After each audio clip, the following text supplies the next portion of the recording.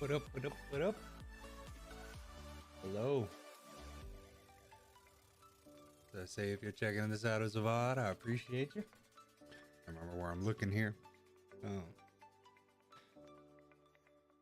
Gonna be working on some upcoming tattoo designs. I actually have this appointment tomorrow, so I gotta get this finished by this evening. Be working on detailing this out. This is the reference I had for what I was wanting to work on. We're doing a Archangel piece on the top of his arms. Trying to make sure everything's set up here.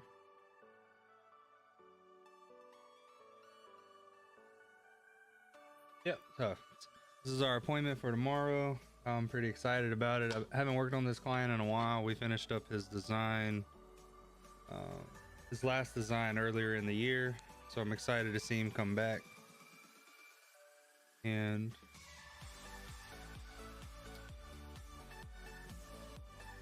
put this up, so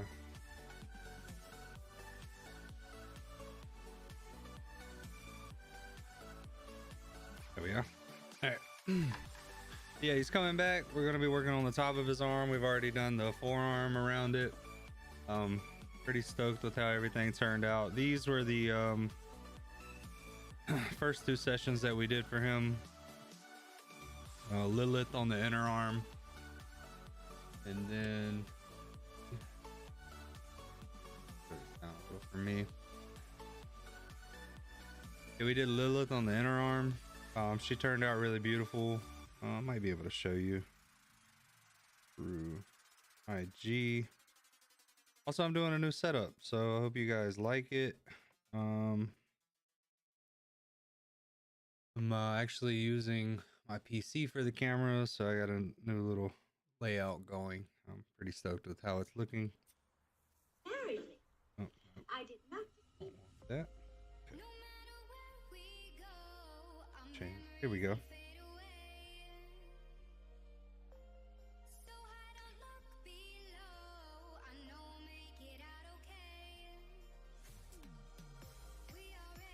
Could be smoother.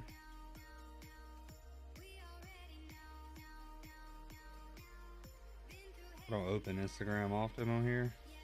Let's see. There we go. This wasn't even the final session. I have to go back and check through. I don't even know if I post when we finish it, but this was the first session from it. You can kind of see how like it's turning out. And then we did Lucifer on the back of his arm. I don't think I posted that one either. And then this was the Lucifer concept on the back of the arm. And yeah, now we're moving up to the Archangels on the top of the arm. Pretty stoked about it. I'm gonna be detailing this one today. I know it's kind of hard to see that red on screen, but and I got some more follows today to shout out. The Shiny Larvitar, appreciate the follow. We got Miss Red Star, appreciate you for giving me the follow. And then Agi Saurus, pretty cool name. House of Crafters, Brother BB, Ripple. Ripple's a fun DayZ streamer. I really like his streams. Funny guy. And then Far Quinn, appreciate the follow, guys.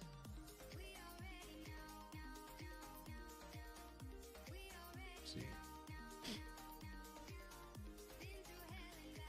So it's gonna be a chill stream. I still trying to figure out, you know, usually when I'm gaming, like it's you're at least like watching something happen. So drawings take a little more time, so be a little bit of a chill stream, but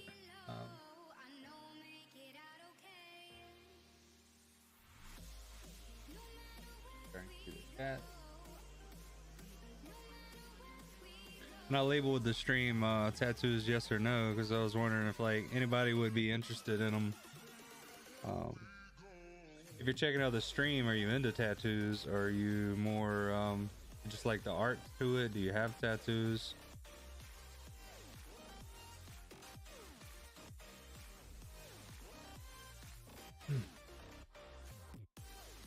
And this Archangel piece is going on the top of his arm.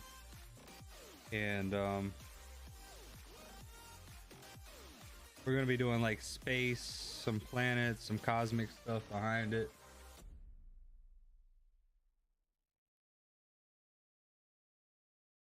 But right now I'm just gonna jump into shading it and then see where we go. I got a little bit of a game plan of how I want to do things. I feel like we could do all the armor like really smooth, not a lot of texture, but looking at the reference, you know, it has a lot of texture. I could tell by looking at this reference too, it was AI generated. So like he's got too many fingers, 2 different sizes. So I had to like go in and correct those things. Correct some inconsistencies in the armor too. But yeah, I was trying to decide, do I want to like texture out the armor a lot or like leave it pretty smooth? But I'm gonna just jump into it and then see where we end up with that. I got no like set ways. Actually, I'm gonna convert this to black and white as well. That helps me because I'm gonna be doing this tattoo in black and gray, so it gives me an idea of how I want to tone it as well. I actually need to, let's do this, screenshot that.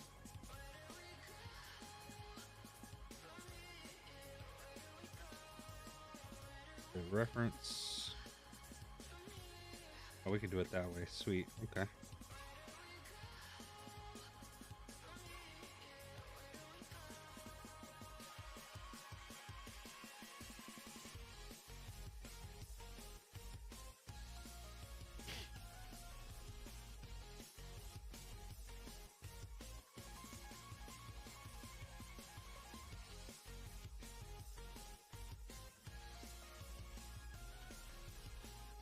All right, that's how that works. Sweet.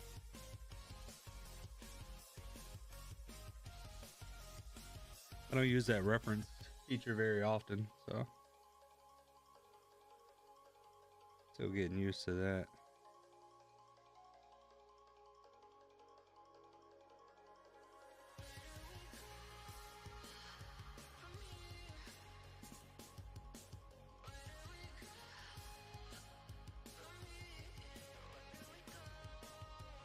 And usually like so when I'm doing realism, I usually just find photos of the things that I want and then I'll like Photoshop them together in a very clever way, very artistic, creative way. But sometimes when you're looking for photos out there, you can't find exactly what you're looking for, so I have to pivot from realism to something a little more illustrative. Just because doing like a realistic rendition of something, I've done some portraits out there and charcoal, stuff like that, and you're talking like 15 plus hours in the drawing alone, so it's not really doable. So for this particular one, it's hard to find like an image that I want to use without like copying someone else's artwork. So I found this like AI image that worked pretty well, and now I'm just going to go through and shade it myself. And that way, as I'm working through it, I'm finding some inconsistencies in the reference and correcting those before I put them on someone's skin. So that's the last thing I want to do. Put something on someone that isn't right. And you see it a lot out there, like me talking before, like the hands on that reference was wrong. And you go through and like you can see tattoos on the internet where they used an AI image and then they didn't correct it. So someone now has a person tattooed on them that has the wrong amount of fingers or like wrong amount of teeth or something slightly off that you kind of catch it with your eye, and then now that tattoo's poison. So, and by poison I mean now you can't not see it when you look at it.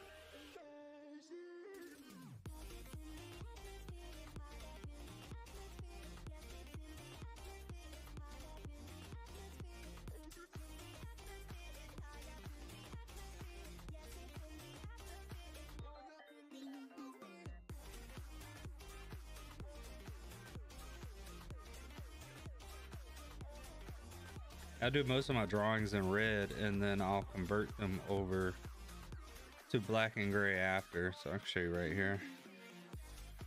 Simply changing a filter. And then I'll make adjustments on that to where I want it to be. Little method to the madness.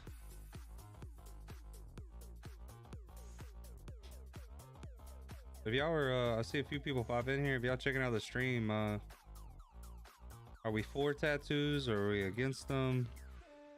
Do you have any of them? Are you considering getting some? Or you got an upcoming tattoo appointment? Let's talk about it. Or if you're just lurking, that's cool too. You don't have to interact either.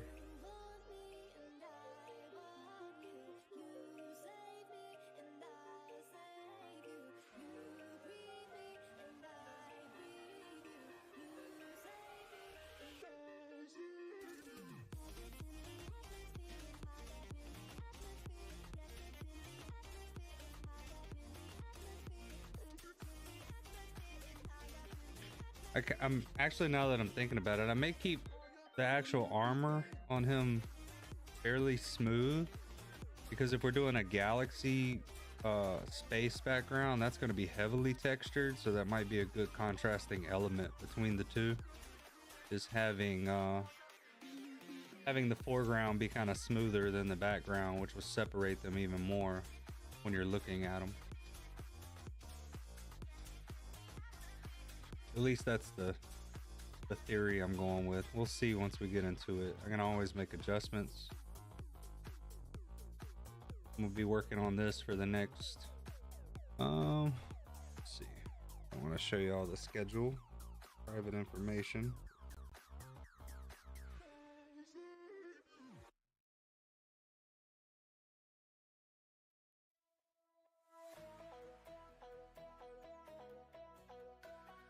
Yeah, I got a couple consultations later. I do virtual consultations initially, and if we need to do an in-person after, then I'll do that as well. But I got a couple in-person consultations starting at 5, so I'm gonna be working on this till 5, and then after my consultations as well.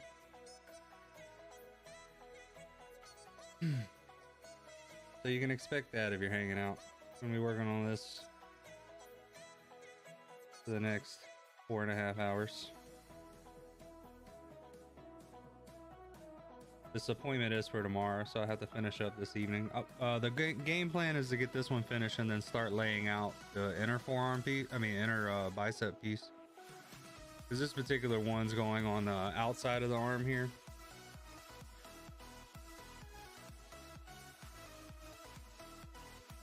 This is going to be a long day tomorrow too. This will be the first session on this one, and takes a little bit of time to get everything laid out, work out the placement problems that we're going to run into, and then we got to get everything committed to the skin at that point as well.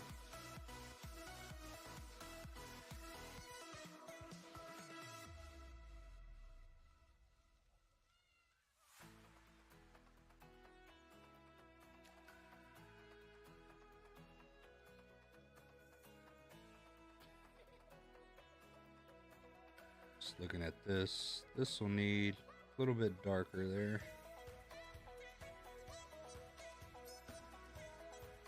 This will actually be like a mid-tone.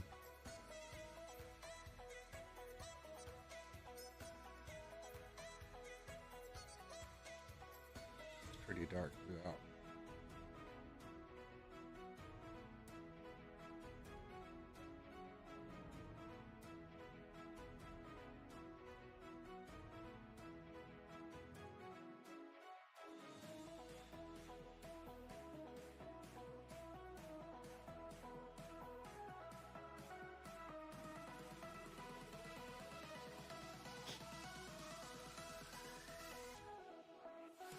It's been a while since I've done an Archangel tattoo.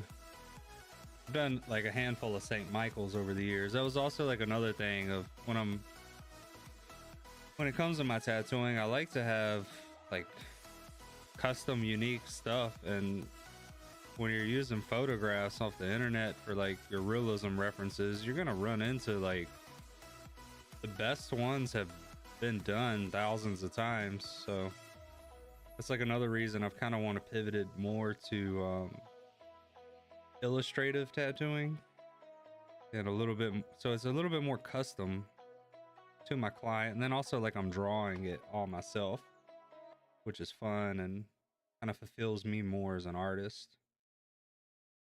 Whereas when I'm doing realism, I'm doing like those photographs, like I'm more like a technician at that point. I mean, the Photoshop design that I put together is like unique and creative on its own, but if I really break it down, all that I'm doing is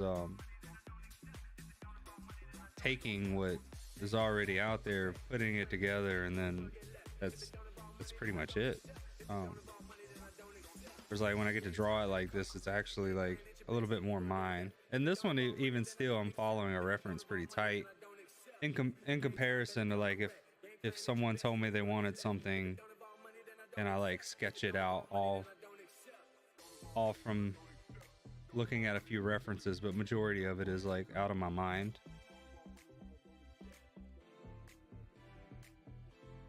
And I feel like I'm just at a point in my career too. I've been doing mostly realism, almost exclusively realism tattoos for 6-7 years at this point. And before that, when I was early on in tattooing, I'm 10 years in now. You know, I was doing a little bit of everything because I was trying to like learn as much as I can before specializing. And now that I've been specializing in realism for this long, like it feels right to kind of pivot to another style, start branching out a little bit more and building a following or an interest around these other styles. And I think that I did it right. Like not even like I've read some marketing books and stuff like that to help you as a business and a brand, and they tell you to specialize, but in general, older tattooers that were doing well said find your niche, stick to it, build on it, and then when you get to where you want to be, then branch out, because you already have that reputation of doing a good job at this one thing, and people are more likely to be on board because you have that experience and that reputation. That was kind of my focus.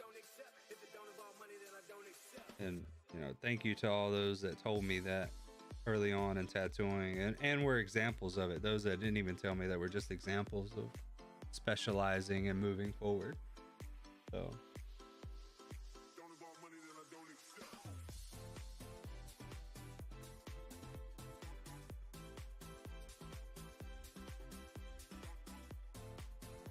that's just like any craft too, like getting into the streaming thing more, like you can see the habits and things that those that are doing it and doing it well, what they're doing, and then you find your way of creating that as well. Be inspired by them, listen to their advice, learn from them. And I can say that, like, definitely in the beginning, majority of the tattoos I were doing were self-taught, but along the way, it is all on me. But along the way, I definitely listened to my coworkers, and I didn't have a quote formal apprenticeship, because I just couldn't find that opportunity that fit for me. So I figured it out as I went, took advice from those around me that were doing good, and kept growing, and now we're here.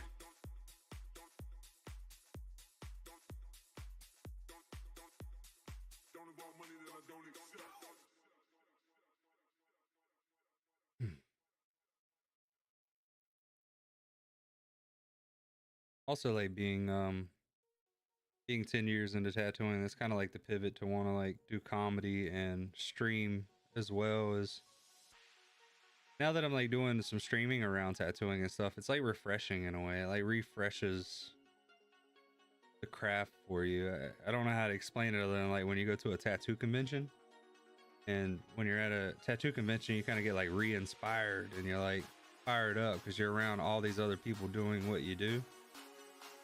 and then like having eyes on you and checking out what you're doing, like that's also motivating and inspiring to do it.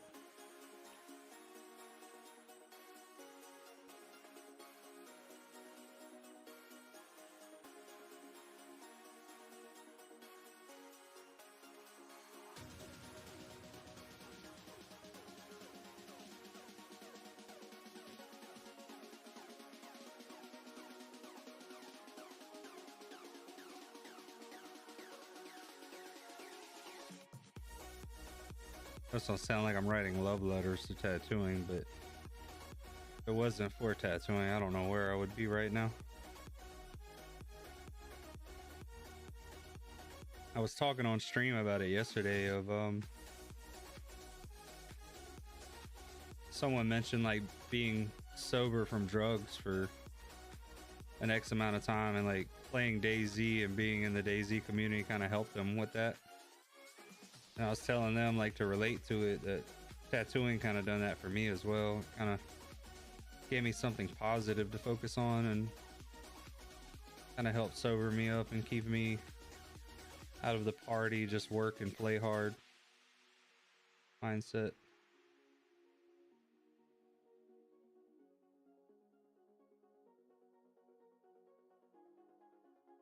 I've been so many places for tattooing too. Starting in Virginia and then going to New Jersey and then Florida and then North Carolina, around Carolinas quite a bit until I landed here and started living here. Met so many people over the years, tattooed so many people from different walks of life.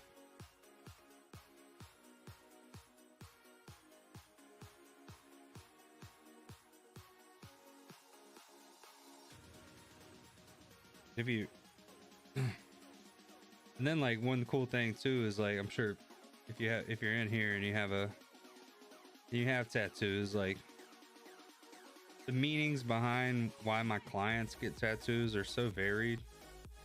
Like from the biggest like deep meaning of like this is for a loved one that passed away, to people who get tattooed just because they think something's cool, you know. Like it's been fascinating to see why people want the tattoos that they want and to express themselves the way they want. And I know there's other careers or crafts out there that do that, but like it's a big part of tattooing.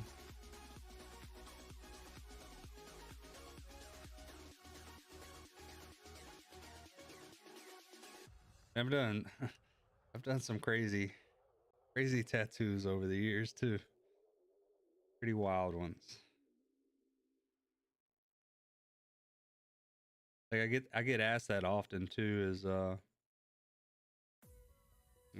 one common question I get is like, are there tattoos that you want to do? And I'm like, for sure. Yeah, definitely. Like anything around hate, anything like that, or even could be close to being perceived as that, I won't touch any of that. But kind of to a point now of like, I know what works, don't work, what's going to make a tattoo last a long time, and so there are some things I will deny just because I know it's not going to be good for the artwork long term. But that's a little rare that I will like deny doing something as far as that. And then there's like also like a skill and efficiency side of it as well, where like if someone come to me and they want like color realism, yeah, I can do it. And if I don't know how to do it, I'm gonna figure out how to do it and I'll do it well. But also I know a friend that can absolutely crush color realism and will do it much faster and better and cost less. So I'm gonna recommend you to them, and at that point I will, if their heart set on something like that, and then I'll recommend them out to someone else. I won't be the one to do it. And I find that when you do that, that people really respect that. And then when they're ready to get something that you will do, they'll come back to you for that. I have to say, like, talking about love letters to tattooing taught me how to communicate better.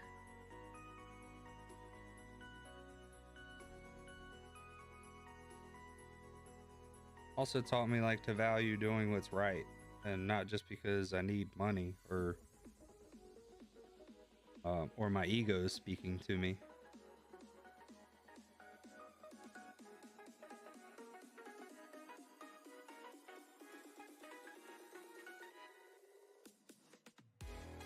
It's the right thing to do to tell someone that you don't think you're the right fit, and you should do that. So you're going to be happier with the outcome, and they're going to be happier with the outcome.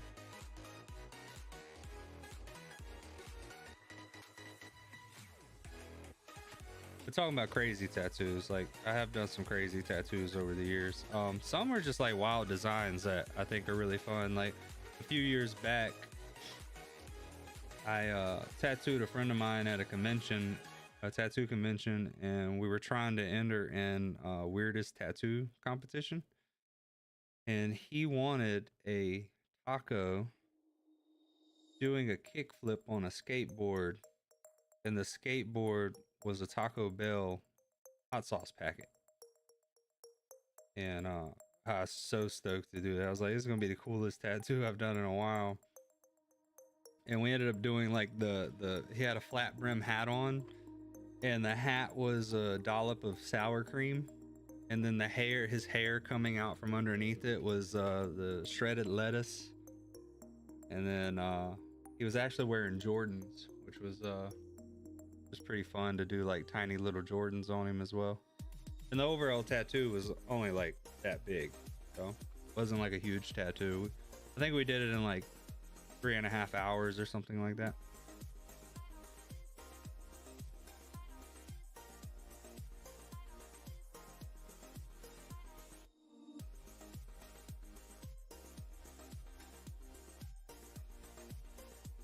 Like I get a little excited about those cool and wild requests for tattoos. But one of the absolute like wildest tattoos I did, I was early in my career, and I was in New Jersey. I was in Jersey City tattooing, and older gentleman in his 70s come in. Also learning experience for me. I never tattooed older skin types, so. But he come in and he wanted like a illustrative portrait of someone he loved on his chest here. And so I did that tattoo and it went well. It was fine. We both liked how it turned out, even though like looking back now, could have did a lot better because I know a lot more now. But yeah, we did that tattoo.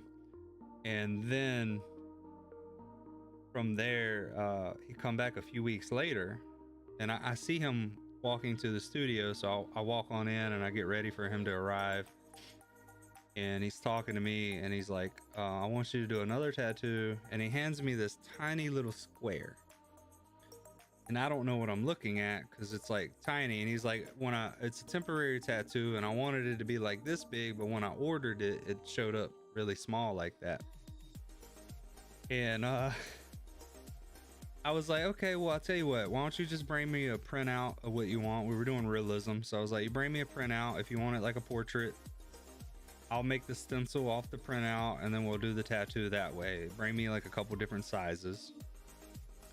So we scheduled the appointment and he comes back in and he hands me the printout sheet of paper, and I'm looking at it and I'm like, I still don't know what I'm looking at, right? And then he turns the paper upright. And when he does, I realize at that point that it's him on the floor with the collar around his neck being choked by a leash, and this lady has her deformed foot in his mouth. So he's like into like some really big kink stuff is what it was. And so I'm like, okay, well, sure, I've never done that, but we'll do that. Probably won't post it. And we do the tattoo, and while we're doing the tattoo, I'm like talking to him about it, and like being nice, showing some interest in it, asking how he got into it, and like, where do you get into something like that? Because it was all new to me. I didn't know anything about it. And then he leaves, loves the tattoo, and he leaves. He comes back, and I see him walking towards the studio with now like a little binder in his hand. I'm like, oh, he wants some more tattoos. So, and this was weeks later. He's coming back, and he comes in and he like hands me the packet, and it's like a starter kit for how to get into that kink world that he's into. Like, he's like, you can go to these clubs in New York City. And I realized then, I was like, oh, I was like being really nice, asking a lot of questions, and he took that as is like, I'm interested in doing this as well, which wasn't the case. But, and not like to like kink shame or anything, but I just thought, one, that was sweet. If you look at it that way, it was sweet of him to like bring me the starter pack for it. But two, I realized, I was like, oh, like I'm making my clients very comfortable if he's willing to like show up and show me that, you know? Yeah, that's one of the craziest tattoos that I've done. And then the other one is I'm probably gonna end up repeating this a lot on stream, and I've said it on streams before, is one of the craziest tattoos I've done is I've tattooed a penis. And that was when I was in Florida when I did that. And I was I'd been a few years into tattooing, and I was traveling a bit trying to like find a place to work. And I was trying to decide if I was going to move to Florida or if I was going to move to North Carolina. And so I landed a guest spot down there, and I go through a lot of heartache trying to get licensed down there. I actually had to like tell the health department that I moved there, even though I hadn't moved there yet. And then I'm there the first day at this tattoo studio, and a guy walks in, and it's him and his wife. They walk up to the counter, and I can see the expression on the counter, the lady behind the counter's face. And in my head, I'm thinking like, oh, either this is like a really cool idea, or he just asked for something crazy, because I could see the expression she had. And she comes over to my booth, and she's talking to me, and she's like, are you willing to do a private tattoo, like a tattoo on the penis? And I always like to say, like, at the time I had racked up quite a bit of credit card debt with traveling and buying new equipment and stuff like that, because I was all on my own. I wasn't a part of a shop anymore. And so I was like, yeah. And also back then too, like I had this mindset that I would tattoo every part of the human body in my career. And so I said, yeah. And but I told her, I was like, I'm gonna charge a handling fee. They were like, yeah, that's pretty standard. How much is your handling fee? And I think I said like $450 to $600 plus the tattoo. So it was like up to $800 for this tattoo. And I didn't even ask what it was, because I figured it probably wouldn't be that big, you know, being the area. And so the guy says, all right, well, I'll go, I'm gonna go shop around and I'll come back. And so he leaves, and a couple hours later he shows back up. And what our plan was is he was going to come in before the studio opened. That way it was an open floor plan, so like we could have some privacy a couple hours before they opened the doors, and we could do this tattoo. And I still don't know the tattoo design at this point.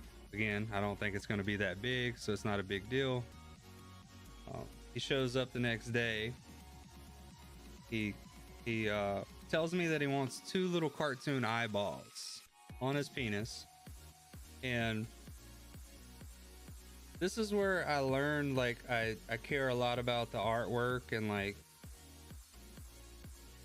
And also, like, I had the realization that I should just do what my clients want to do, because he's telling me like he wants to put it at the base of it, and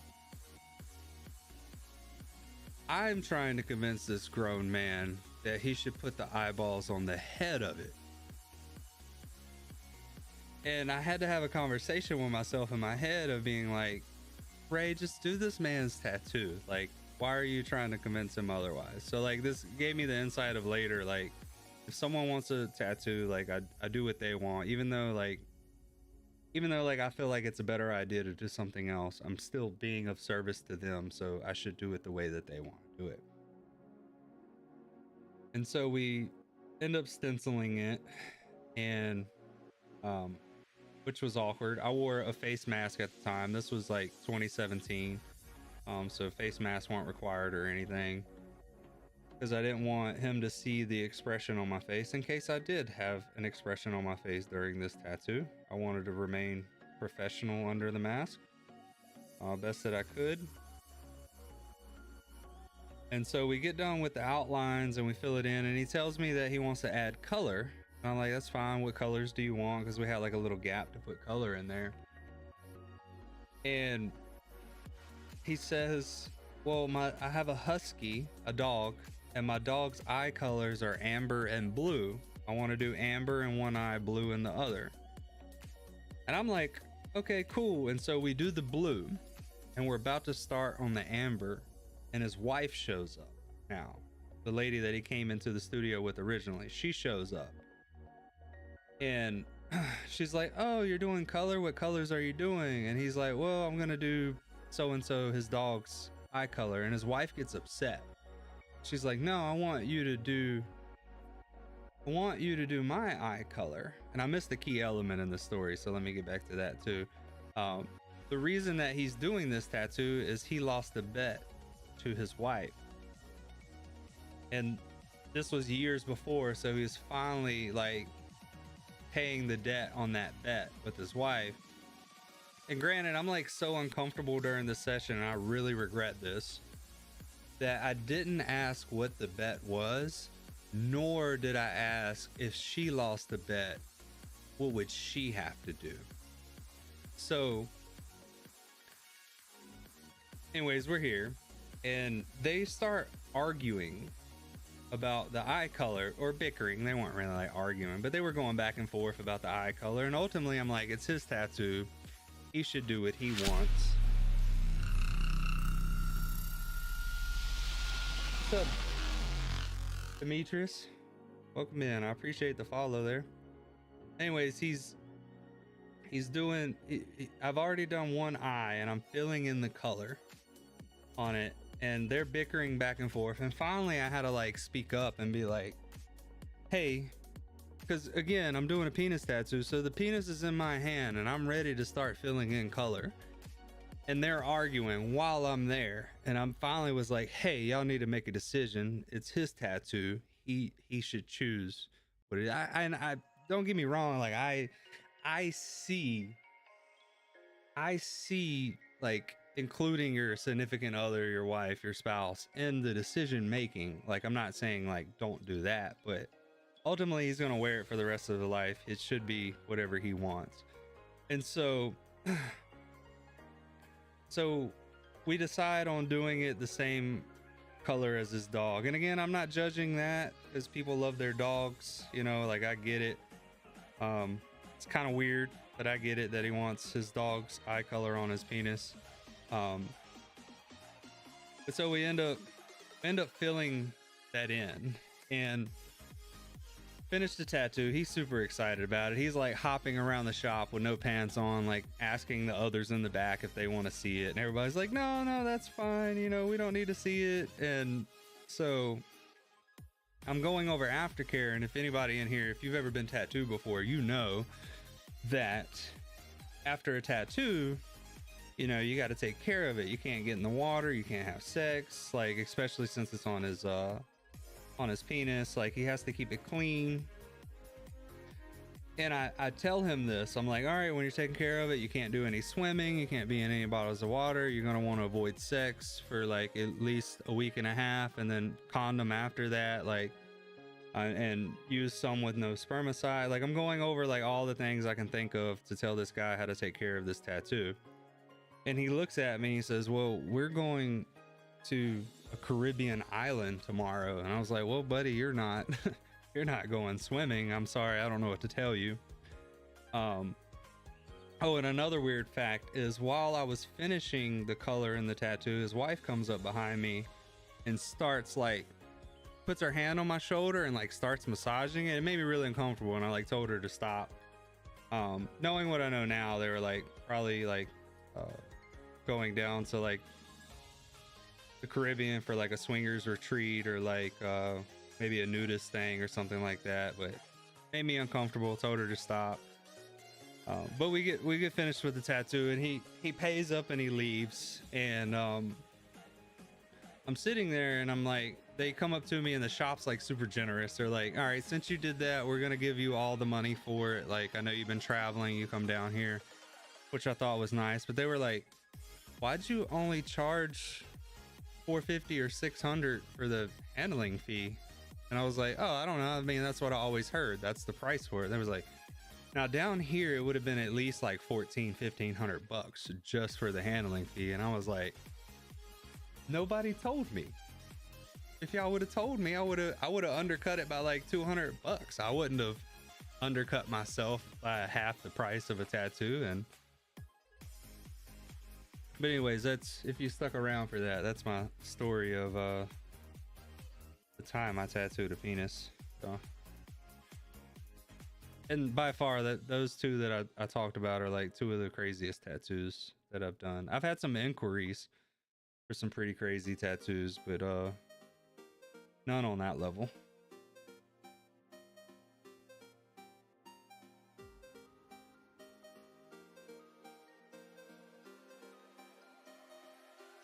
And then also, like, I'll get asked pretty often, like, what's my what's been my favorite tattoo or favorite thing to tattoo. And really, that's not an easy question to answer, but the best way that I can answer it is like, over the years I'll have like milestone tattoos or pieces that really speak to me and tell me like, wow, I did that. Like, I've come, think about where I've started and where I'm at now and how far I've come. And yeah, there's just some over the years that really get me like that. And lately, like, it's usually like portrait tattoos when I do them, like doing someone's face or an actor or a character of some sort. Like,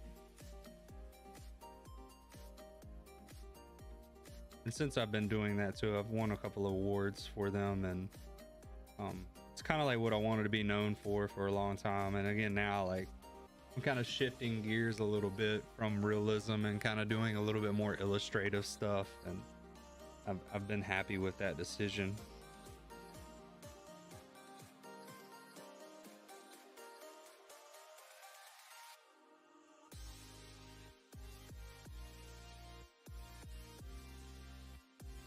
But first and foremost is always like, no matter what tattoos I'm doing, I'm trying to like exceed my clients' expectations, make them as good as I can make them, and really like really think about what I want to show this tattoo off.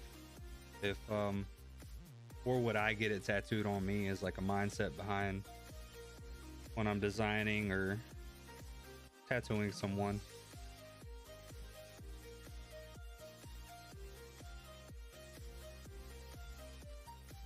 Yeah, look at that. That looks pretty good.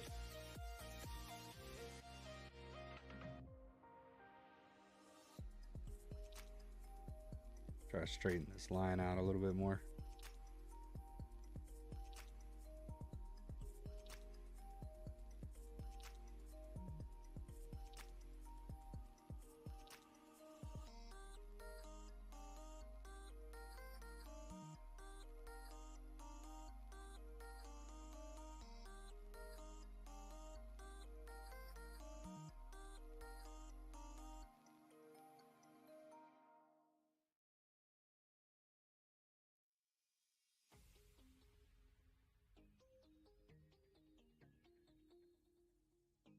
talking about yesterday too.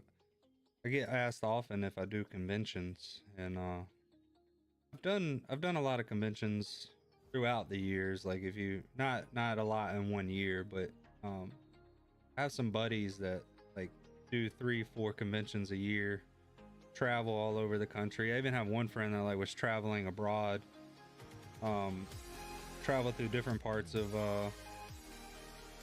like Germany and some other countries. I think he also tattooed in Rome, or he visited Rome while he was out there.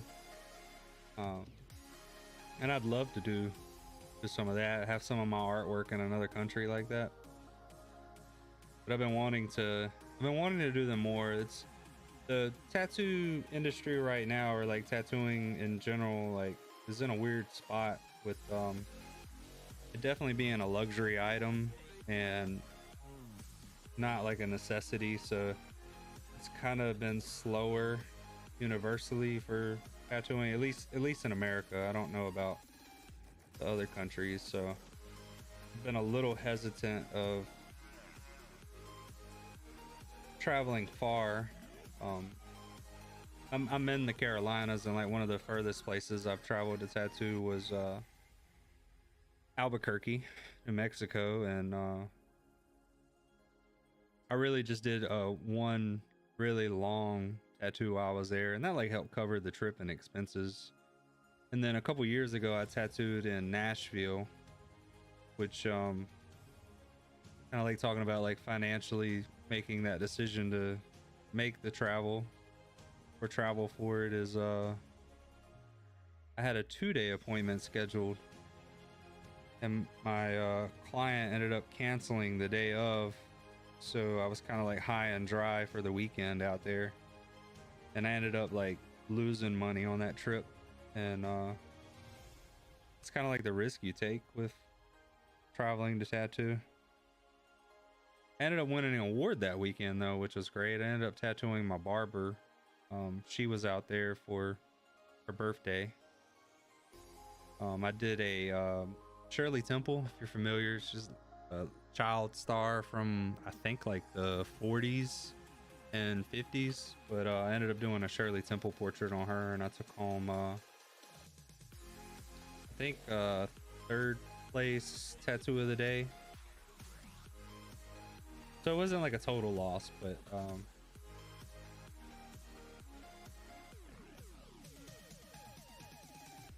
and another positive too is that design that I designed for the client for 2 days, I ended up tweaking it a bit and doing it for another client of mine that traveled down from DC.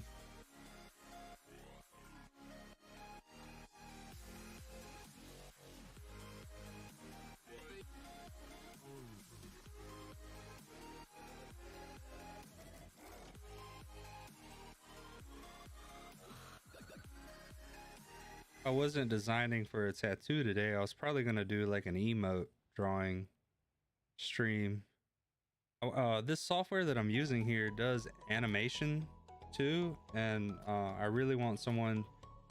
I wanted to pay someone to do my animated emotes for me, but I think I'll be able to do them myself. And two, I do need someone to do some animations for my stream scenes, but I hired someone on Fiverr once, and so I've been a little reluctant. I kind of want to do word of mouth for that. I know might be some hustlers in the stream listening, but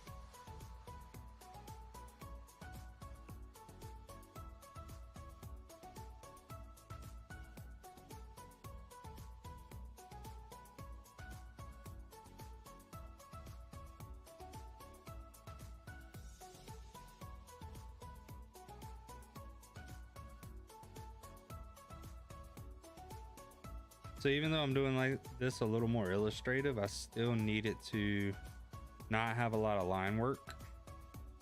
And so that's going to be the challenge with this one.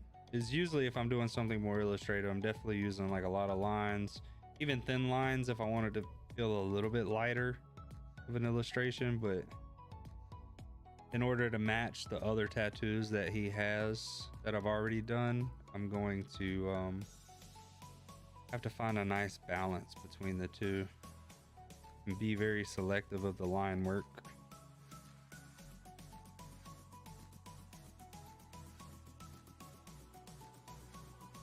Right now I'm just making sure the shape of this looks good.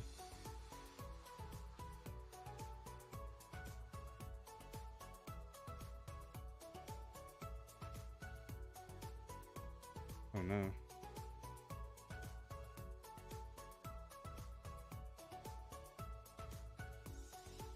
Accidentally erased somewhere I didn't want to erase. So now we restart this part.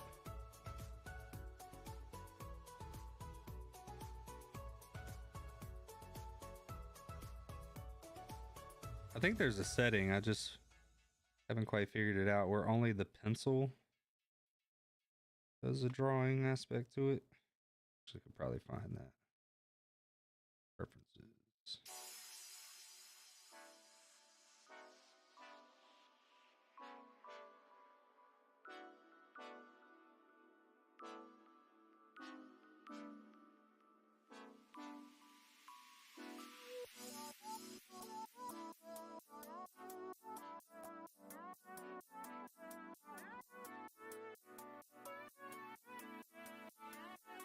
Oh, it's not that.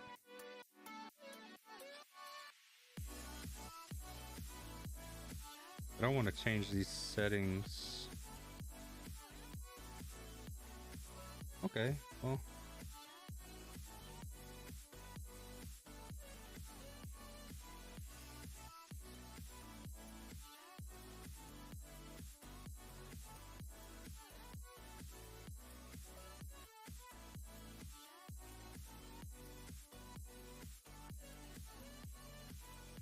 No, okay.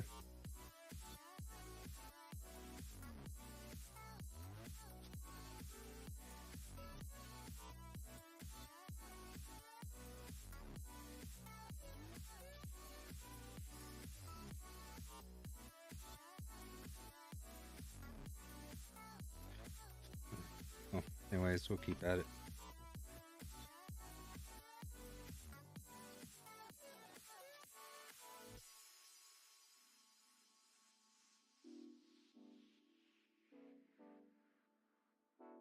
Yeah, I'm pretty sure there's a setting where you can turn it off if your fingers actually draw on the screen or not, and only the pencil will. It's crazy, as I've been using this software for a very, very long time. Now, by very long time, I mean since 2018, 2017, 2018. And I feel like I'll watch a video and I'm like, oh man, I didn't even know you could do that on there too. But for majority of tattooers, this is the software that we use, is Procreate on the iPad. And then I think it's like Illustrative Pro is another one that's pretty popular amongst tattooers. One con of this one though is that when you're resizing things, it often kind of hurts the quality of what you're resizing. So like in this case with this drawing, I won't resize this until it's finished and I copy the layer, then I'll resize some things, but that way the original layer still looks sharp.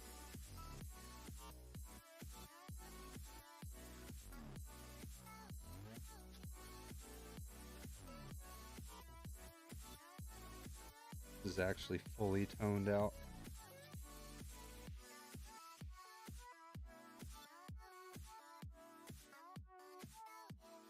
And that's what's going to make those eyes look like they're glowing.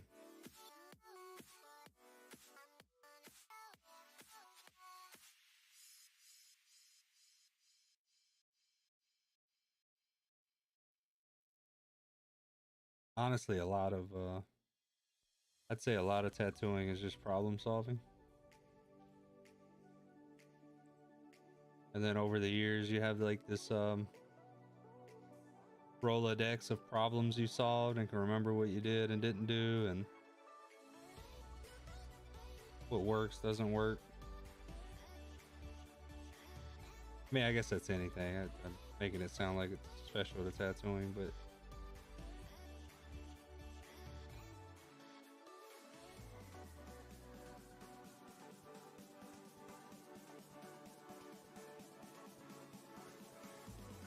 Here's a question. It was given to me by someone in chat one day. If I did request, like I did a stream where I was requesting drawings, like, would you throw some requests out there? I'm not talking like fully design a tattoo for you, but like sketching something out pretty quickly, like within an hour.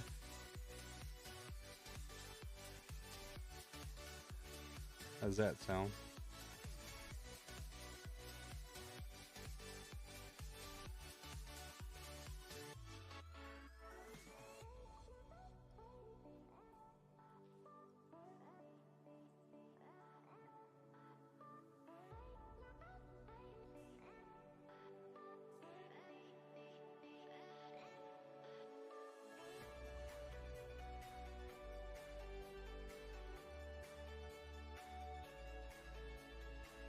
One part of realism too is which if you're like an artist, you probably heard this before, you draw what you see and not what you think you see. And like even there with that tone, I was thinking that I see more separation in tone than I do, but I don't. It's actually like all pretty much the same tone throughout here.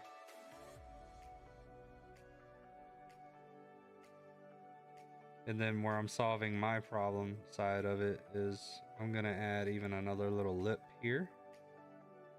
So that separates, there's a step in between the white to this to that. And hopefully like what I'll achieve with that is that like illumination of that part of it.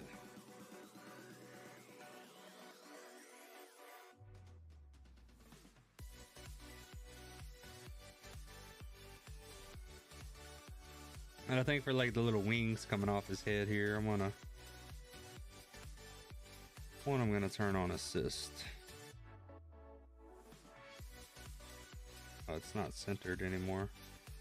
Dang. Okay, hold on.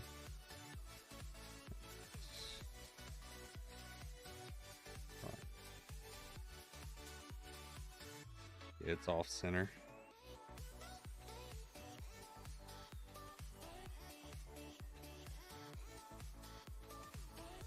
Let's see if that works.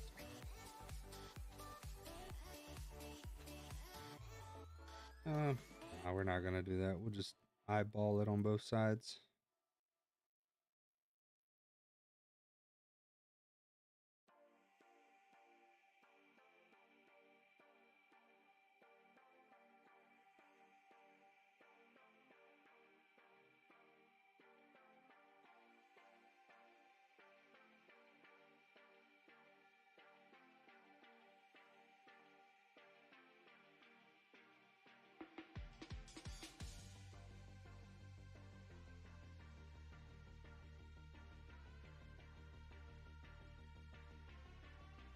When you're trying to make something a little more organic looking, you actually don't want to do perfect symmetry to it. I can't say that nature doesn't replicate symmetry, but it's more rare when it comes to organic things.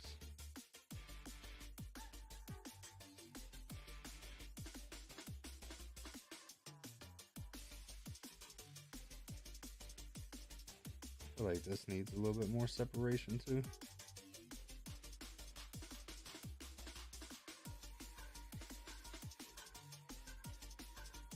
And I'm leaving another gap where I don't need to leave a gap.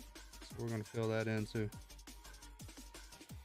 A little bit lighter tone so we get a little bit more separation, but not as a drastic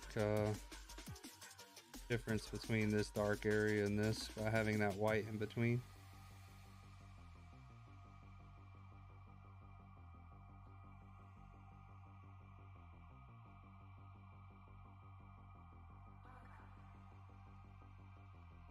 Same thing on this side as well.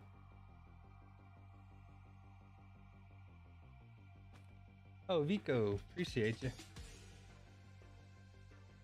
Sorry, I'm not quite used to looking over at that YouTube chat like that. Yeah, it happens. People end up with too many fingers in a tattoo. And I'm guessing you're, oh my god, and you're laughing. Is that the penis tattoo story?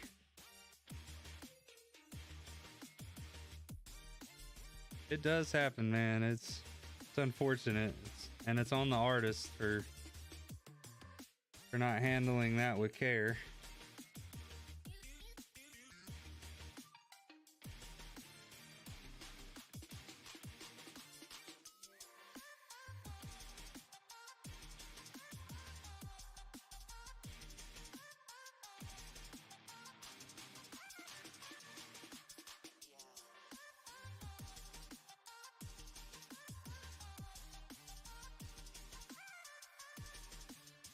Thank you for the compliment too. Try to do a good job at what I do.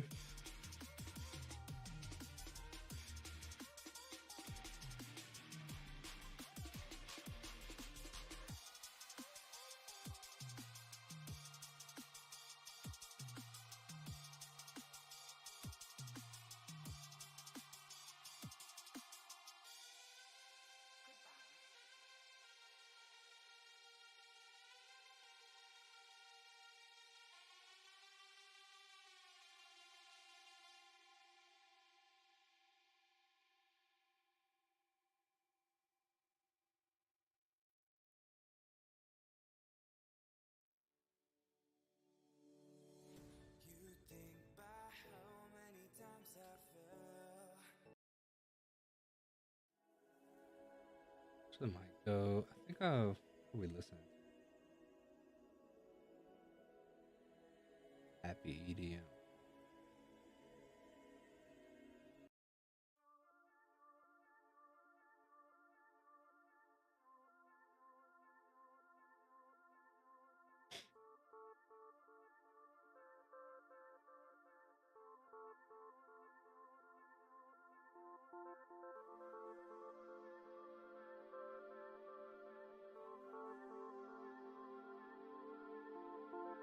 When I'm drawing, I tend to like bounce around a little bit.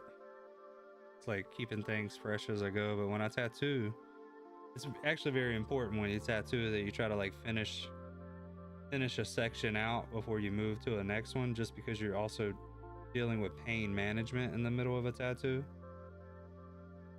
So like if you ever watch any tattoo videos or time lapse, or if you're watching one of my streams while I'm tattooing, like you'll notice if I'm on a first session, then I'll like start at the bottom of the tattoo and I'll work my way up through it. And one, I'm like trying not to wipe my stencil away as I go, because if I was like working up here and then I try to wipe, I could wipe the stencil off along the bottom side. But if I'm tattooing down here, working my way up, and I wipe, I'm not wiping into my stencil, so I keep it there. But then if I was here for 30 minutes and then I hopped up here for 30 minutes and here for 30 minutes and then I hop back down into here, that's, you know, an hour and a half later, this area is going to be really sore and it's going to hurt my client a lot more. So I have to like strategically think about it as I'm working through a piece because of my stencil, but also like think about pain management for my client as well. Because ultimately, you know, I want to make it as easy on them as possible without compromising myself or the artwork. But it's just one more thing like I keep in mind while tattooing. And then if it's a second session and everything's already committed, one beautiful thing is I get to start at the top and work my way down through. And then that way, when I'm wiping down at that point, I'm not wiping over where I've already tattooed. And that's a little easier on my client because I'm not wiping over that raw, irritated skin at that point.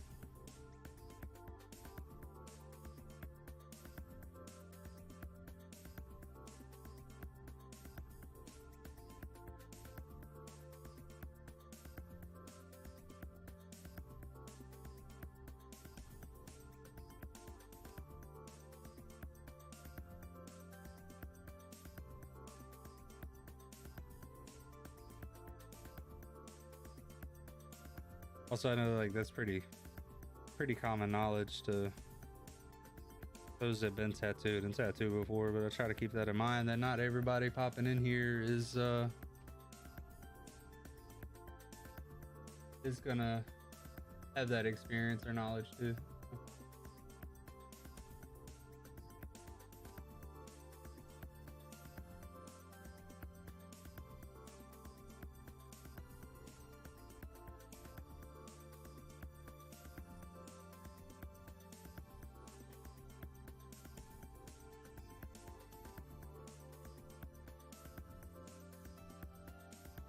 Also, one little funny thing is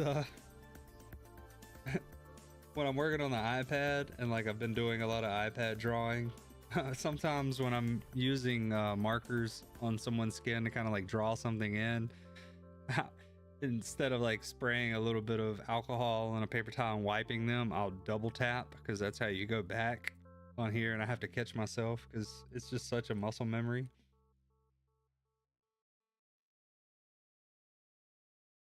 When I first switched from coils to, or switch from using a foot pedal to power my tattoo machine to battery packs, I had this habit of still looking for somewhere on the floor to kind of start my tattoo machine because I was so used to using a foot pedal, and it took me a while to like break that habit too.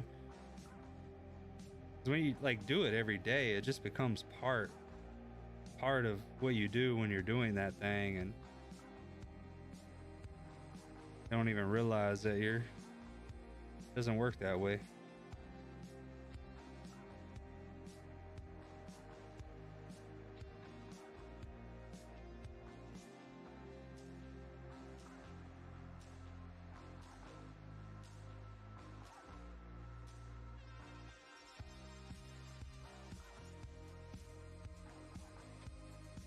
And I almost didn't fill this in because usually I would wait a little bit to make sure the fill-in's the last thing I do in this section, because it's usually the most it's the most painful to my clients. I kind of like save that for last before I move on. It's situational sometimes, but majority of the time that's what I'm thinking about and trying to make sure happens. So like even there, I like told myself, no, you can go ahead and fill that in now if you want to.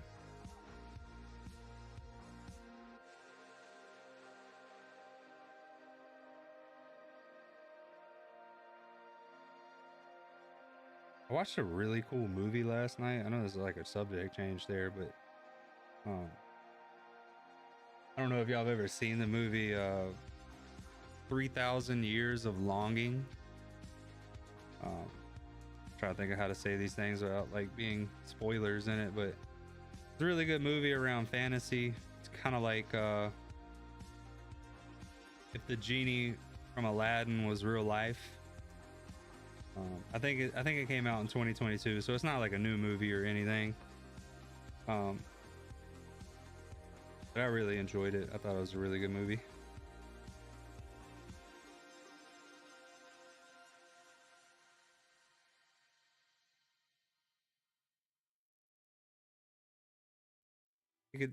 I'm pretty sure, because it feels like the kind of movie that was written as a book first and then made into a movie.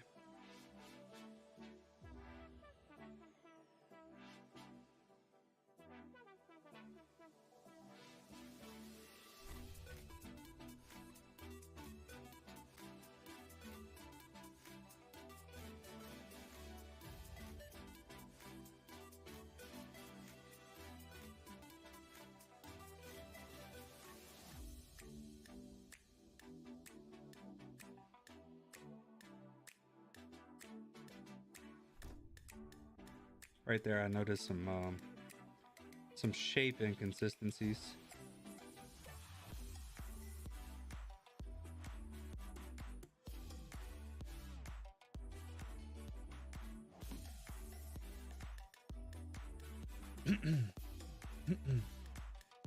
It's not working. Okay.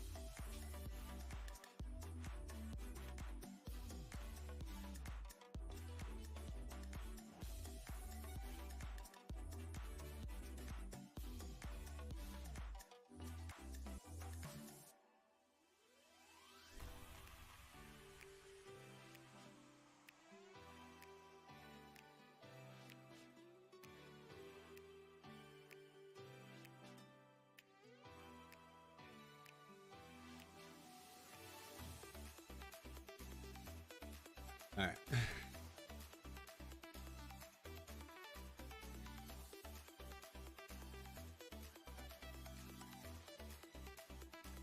We're gonna raise that.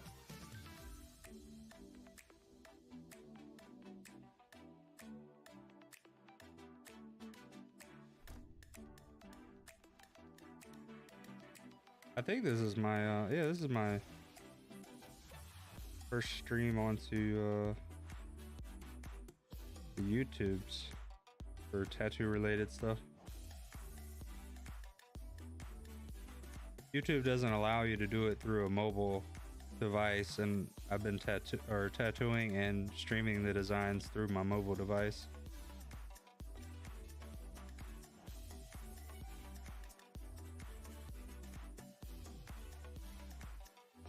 What I'm gonna do probably tomorrow, I'm streaming my tattoo tomorrow, and then also Friday. And what I think I'm gonna do with that is take my laptop in and be able to do it from the PC instead of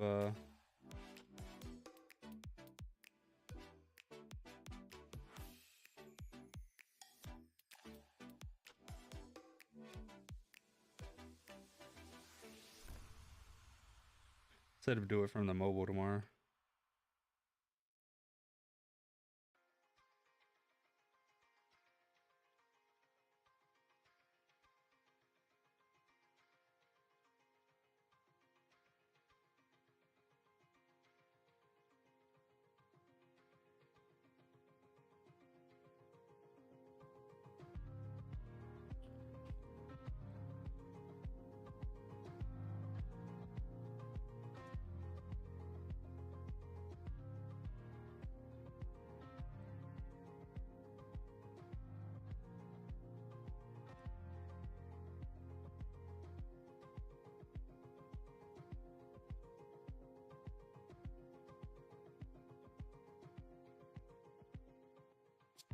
Keep wanting to look up at my PC screen for a reference, because that's what I'm doing when I'm tattooing. Is often I'll have it on my iPad in front of me and I'm looking up at it.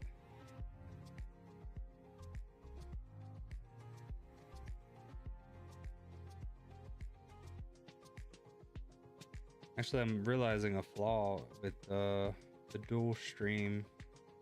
I do that because I won't be able to. Actually, I think I have a solution for it. I think I know how I can make that work. Because I was gonna say, I think I won't be able to see YouTube chat tomorrow, but I think I have a way to make that work.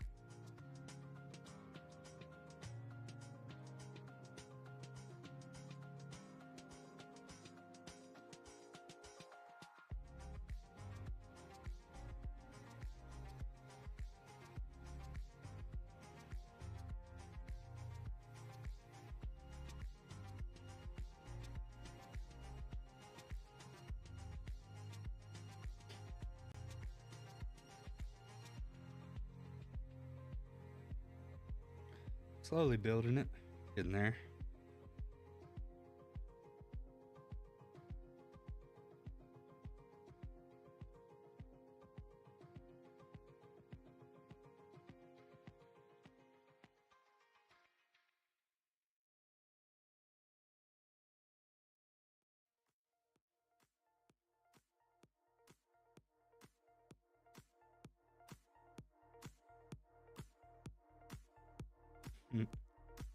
Slowly but surely. Who the fuck is Shirley?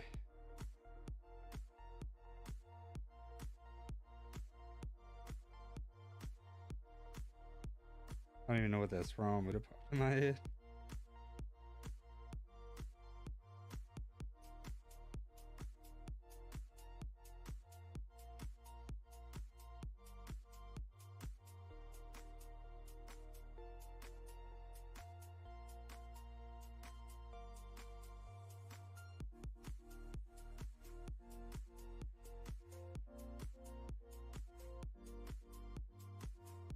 So both of these, oh, that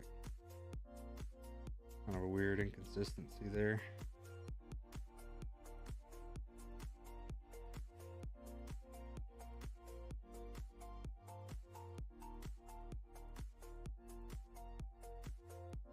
I'm tattooing this section. I'm gonna definitely have to separate this with tones.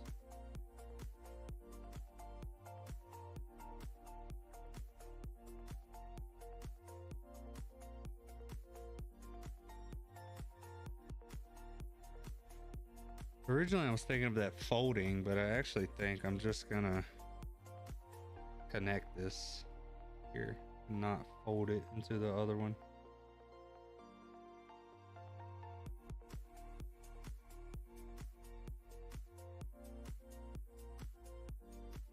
Yeah, I think that'll overall look better.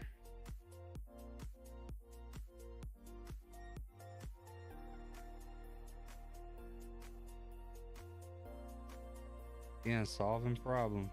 Gotta solve them.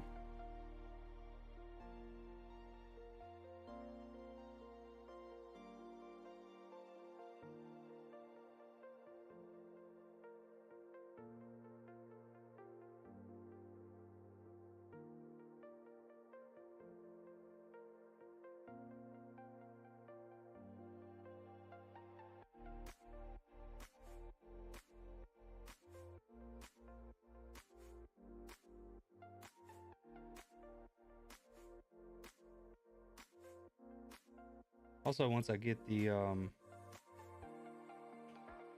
background in here too, I may end up having to change some of the tones in this as well, but I'm gonna just go ahead and do it and then adjust from there.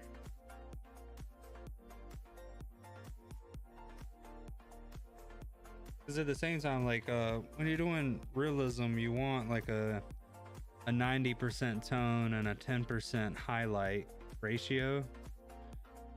But lately, or for a while now, what I focus on is more like 80, sometimes 70% tone, and then the rest being skin tone or highlight or just like a high exposed image.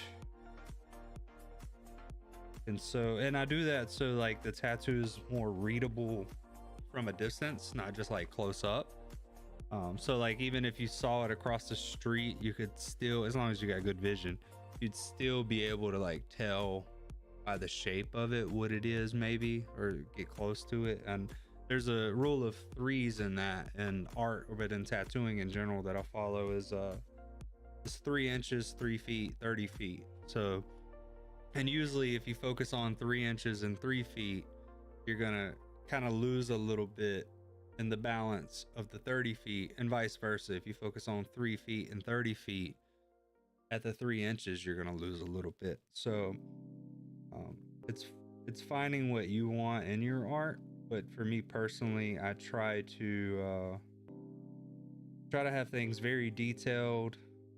So like at 3 inches, it looks amazing, but then also finding where I can make it look good at 30 feet the best that I can as well.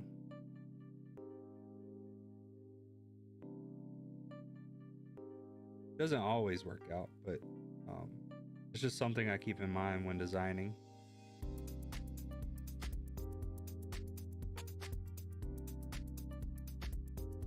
Where I guess it doesn't always work that way.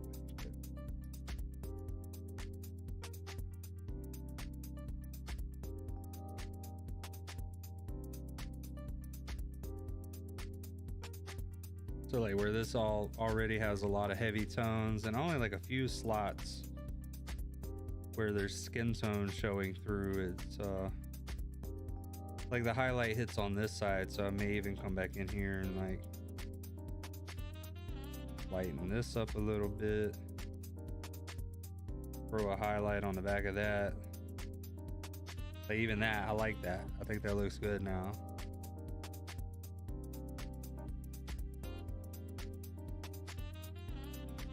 I'll keep it for now. So I'm not going to do this too much until we have everything laid out, and then I'll go back through and do it. Because the light source is kind of coming from above, like this area, this way. So it's like something to keep in mind too as I'm solving these problems.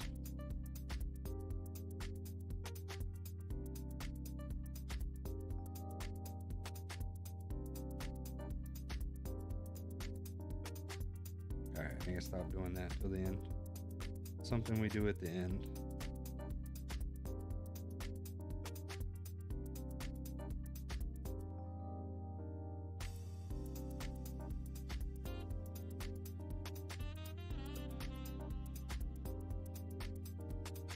And this is kind of like a process that I do while I'm tattooing as well. Is these guidelines are acting as my stencil, and I want those stencils to go away, so I'm erasing them before I even start like detailing or shading next to them. Let's get them a little bit lighter. One approach, one technique to it.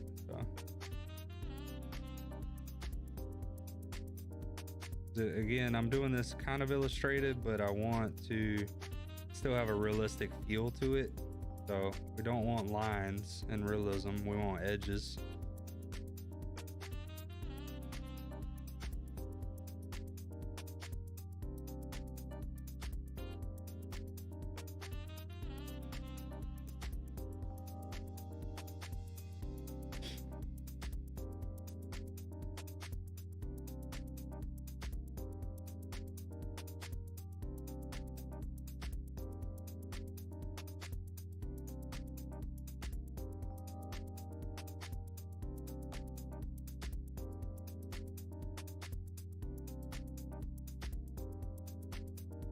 And I maybe would do this like solid black throughout this area, but I think if I do a little bit of a fade in here, it'll just feel a little bit better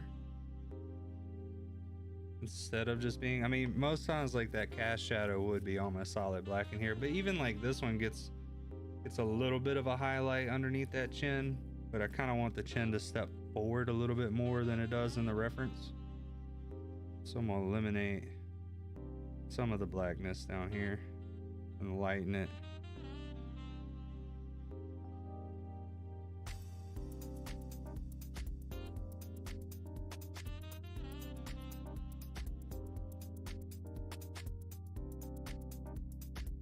And something's still not working right in there. I gotta figure out what it is.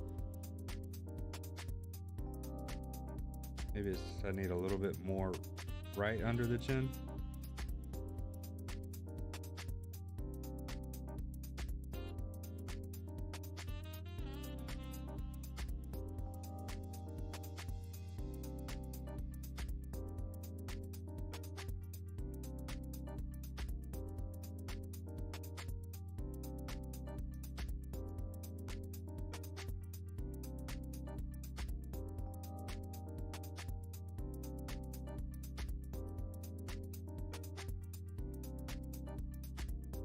Try changing where my chats are. See them a little better.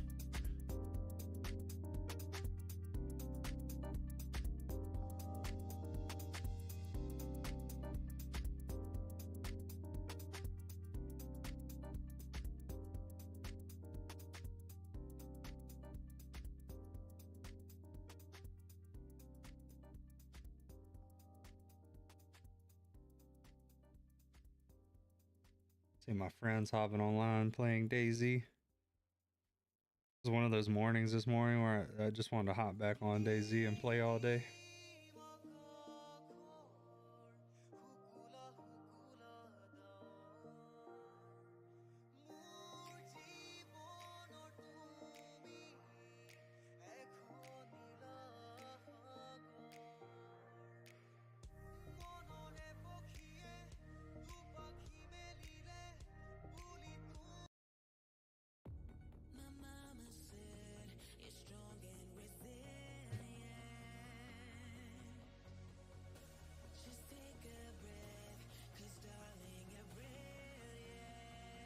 Reference to the song, that's a good mom.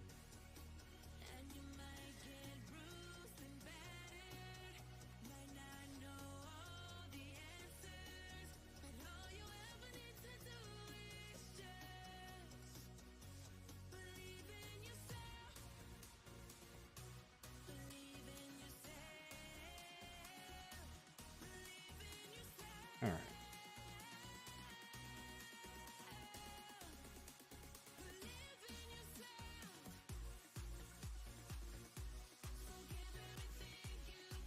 A little bit higher contrast and exposure to the highlight here.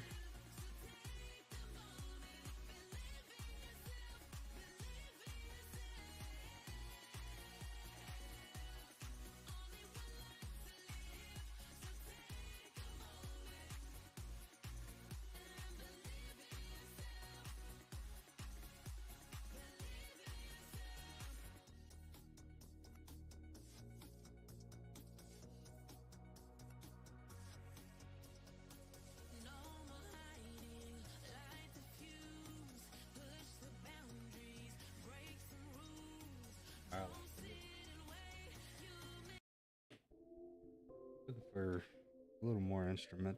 Actually, is that it?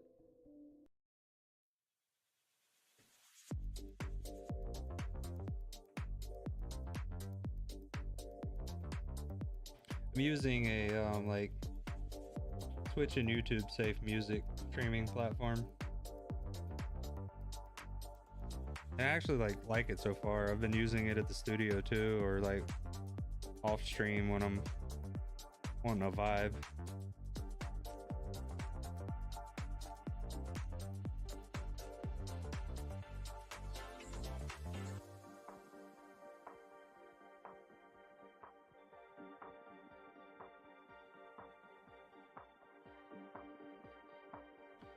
So these run together. This is another area where it's like do what you see, not what you think you see. And I think I'm seeing separation, but when you really look at it, you're not.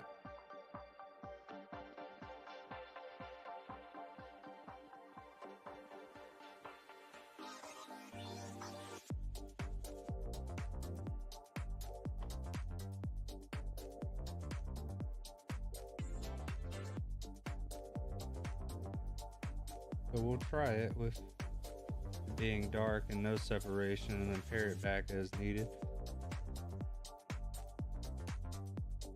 Opposite of when I'm tattooing, because you can't take away, you can always add to. But kind of like the difference of pencil, or in my case iPad, to tattooing. And right there, like that little bit in there, I do want, I want that separation. I want you to still see that it's the same shape and vibe that's happening on the other side.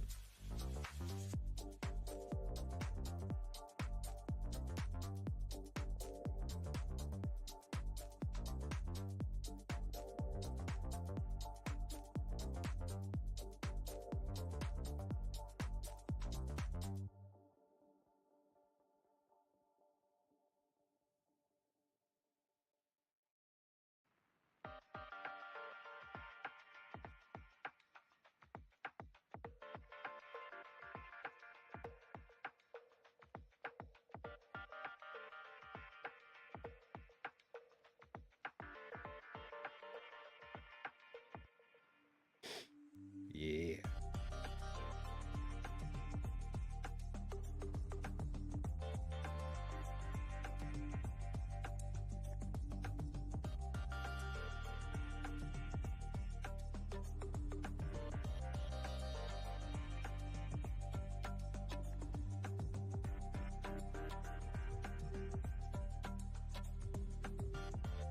Right there, I was just playing with it a little bit. Don't like it, we're gonna not do that.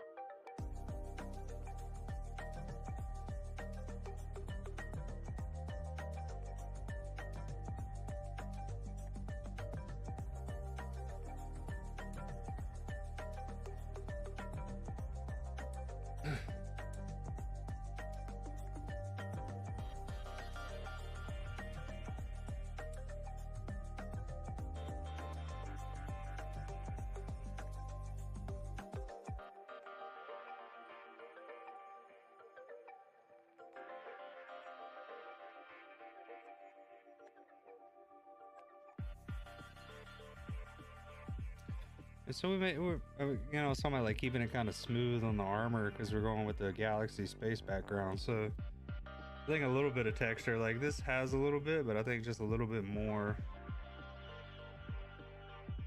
So you always want to zoom out too and look at it as a whole. I think that works.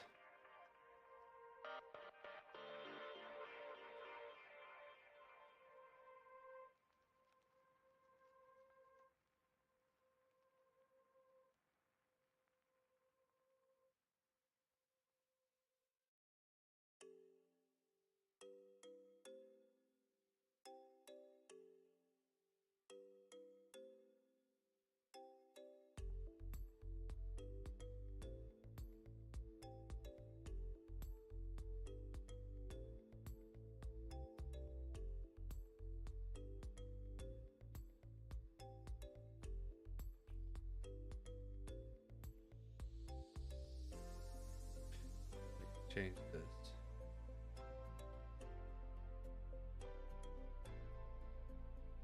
It can't.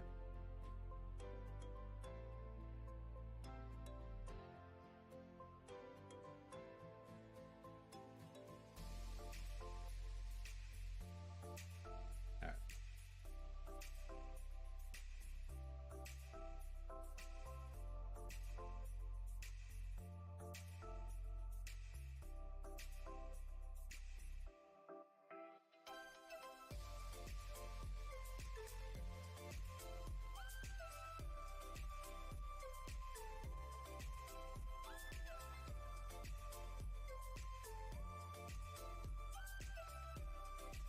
Working this out as we go. That's one change I made to the shape of it.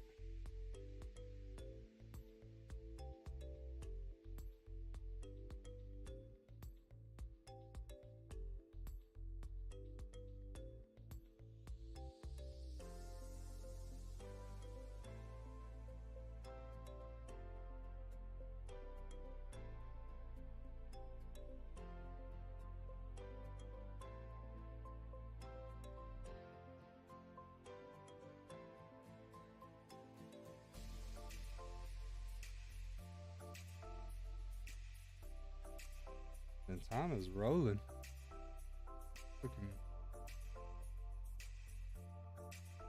Realize how quick it was going.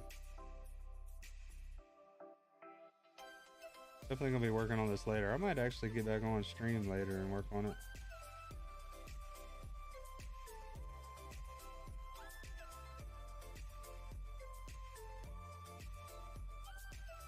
Had a couple consultations at 5 and 5:30 virtual ones, so gonna have to stop at that time.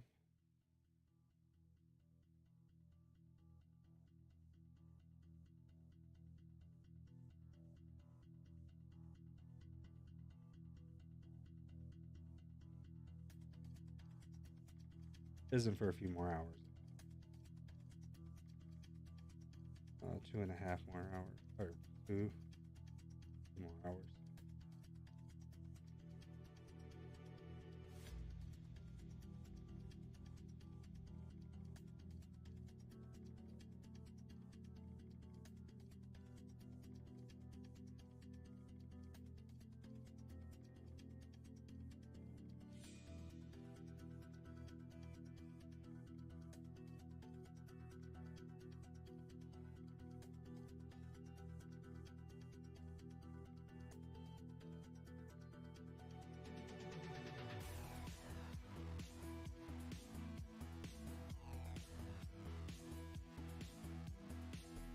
Probably old video game vibes.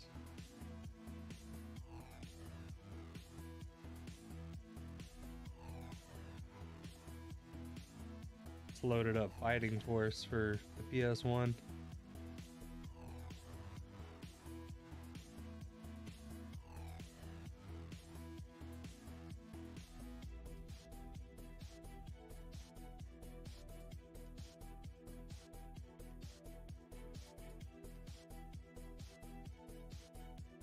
I found out recently that there was online gaming in the late 80s and early 90s. It was just something that was ahead of its time, and it didn't do that well. It's also very expensive, but you could dial up internet online game, which I played. I played Star Wars Battlefront 2 on my PS2 online with dial up internet, but it wasn't that great. It was super lag, and I didn't even know what lag was back then.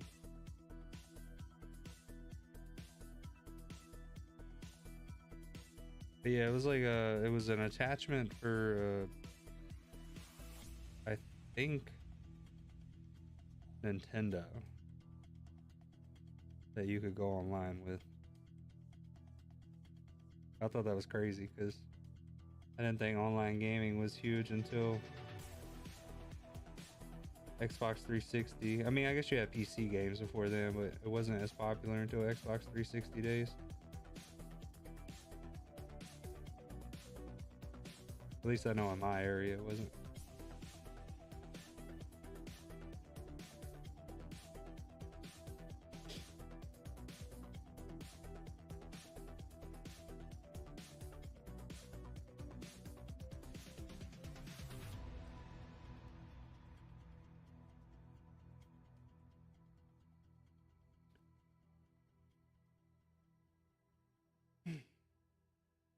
So the lower side.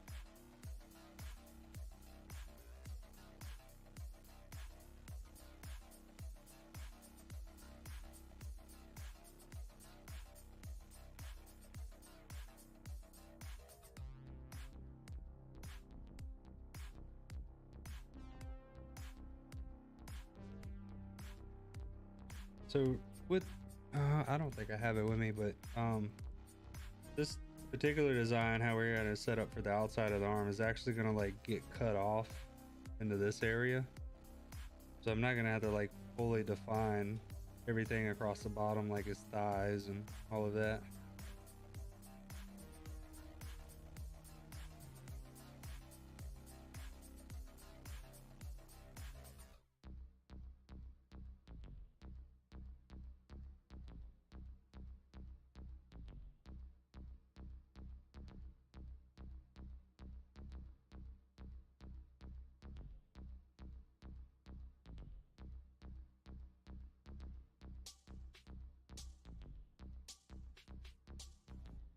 Probably gonna change the shape of that. I don't like the shape of it.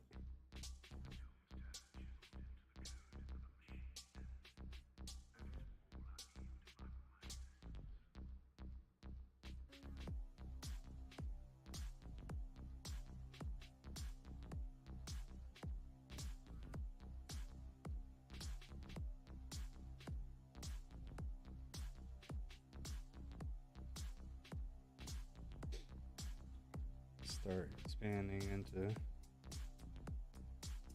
just a little bit.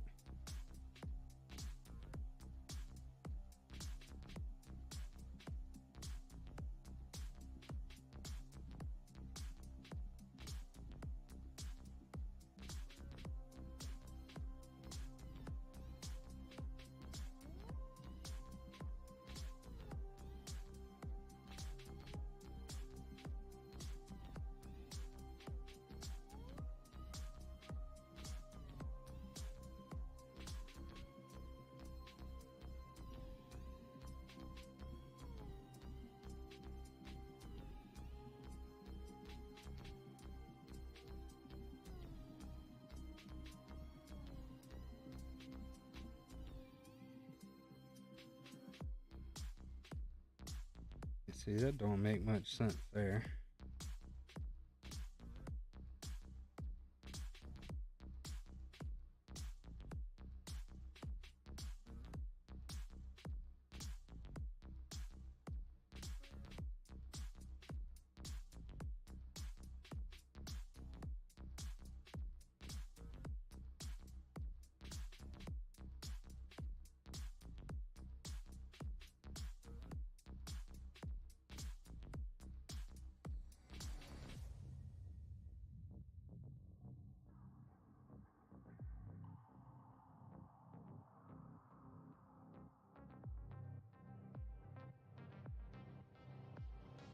Tombstone chiseled the code on a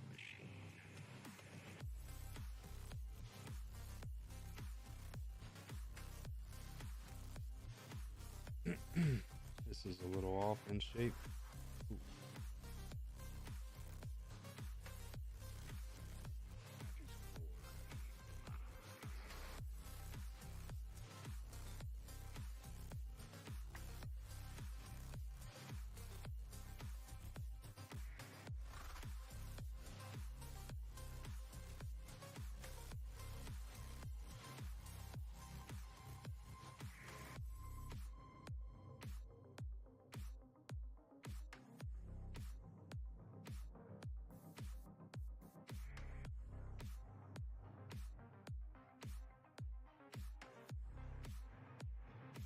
They commit to the darks.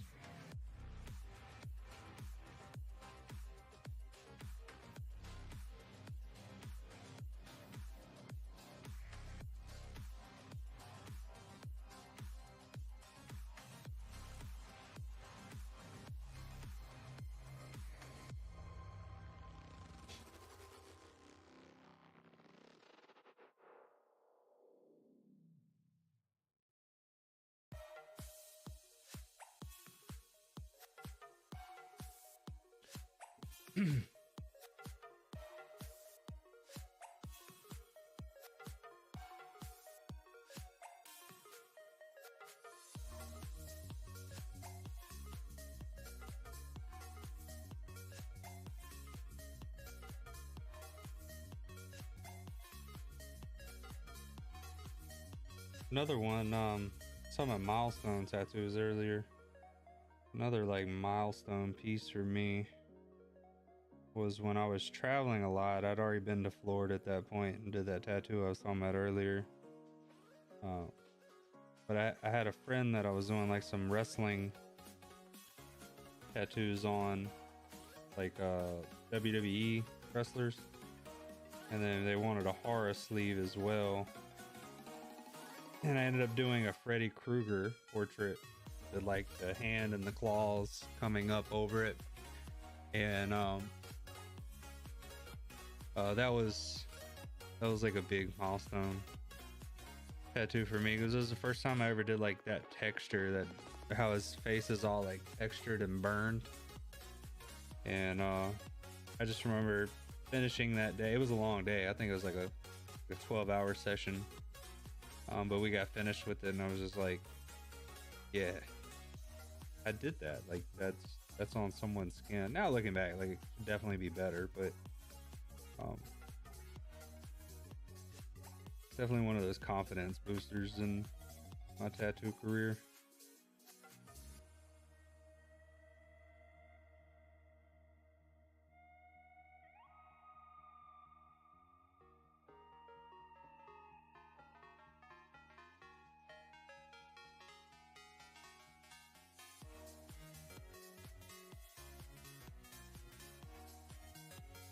Also get asked a lot about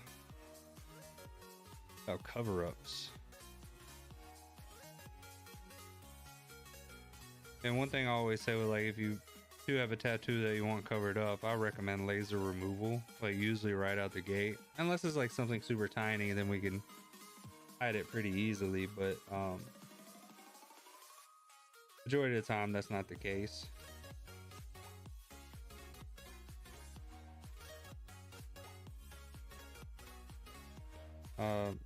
And the reason I recommend that is, like, in order to do a cover up, you have to more than likely going to have to go with something like heavily textured to hide the image underneath it, or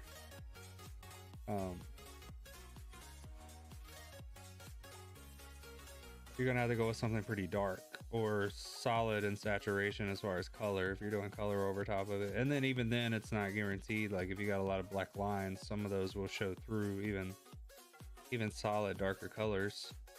You can't use lighter colors or lighter tones for obvious reasons, but if you do get laser removal, it lightens that tattoo quite a bit, so you have some more options going into it.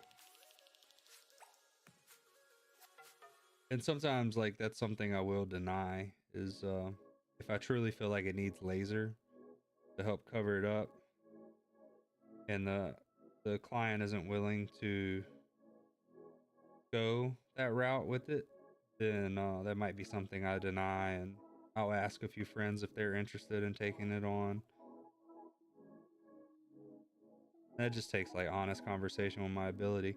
Also, what's crazy I've been told is how a lot of people stress about portraits more than cover-ups, but for me personally, I find portraits far more enjoyable than a cover-up is, and the reason is like the trusting the process aspect of it. Whereas when I'm doing a cover-up on somebody, I'm constantly like in my head saying like this is not actually like panicking or screaming at myself, but I'm saying, oh, this isn't working, it's not working, it's not gonna work, it's not gonna cover it, it's not gonna do it, it's not. And then in the end, like I look at it, I'm like, all right, yeah, it covered it, we're good. But the anxiety of the outcome and not trusting the process the entire time I'm tattooing that day is like just not worth it for me. And so whereas like if I'm doing a portrait, it's like in my head I'm like, this is hard, this is a challenge, I want to do it. Like, so a lot of times I'll deny it just based on like stress level of it too.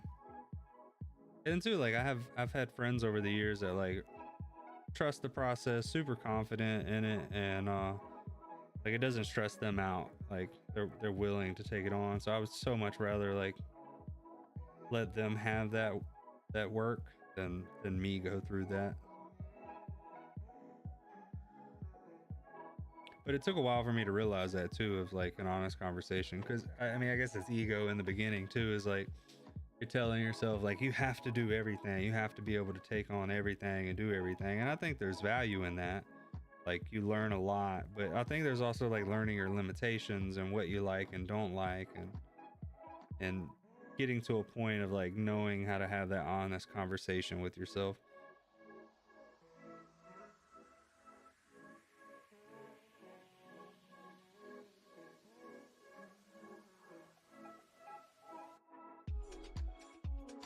Like I try not to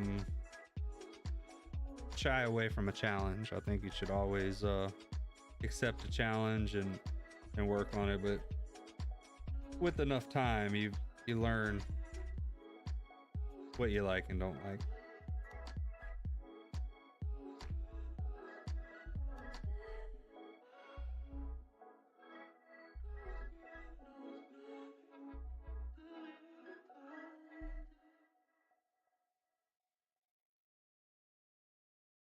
It's gonna look really, really good there.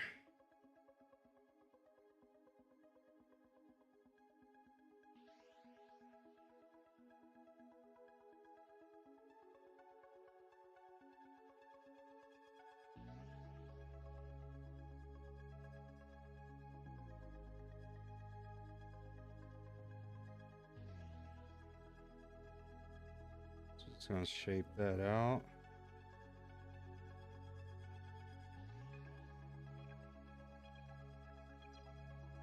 Pixel by pixel.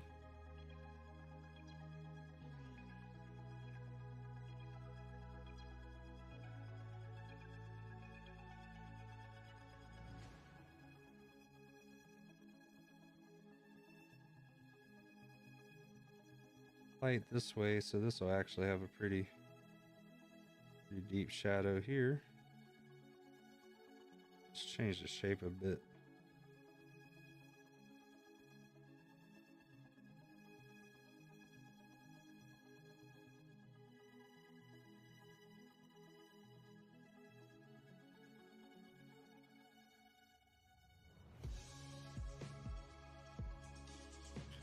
I like this song. Yeah.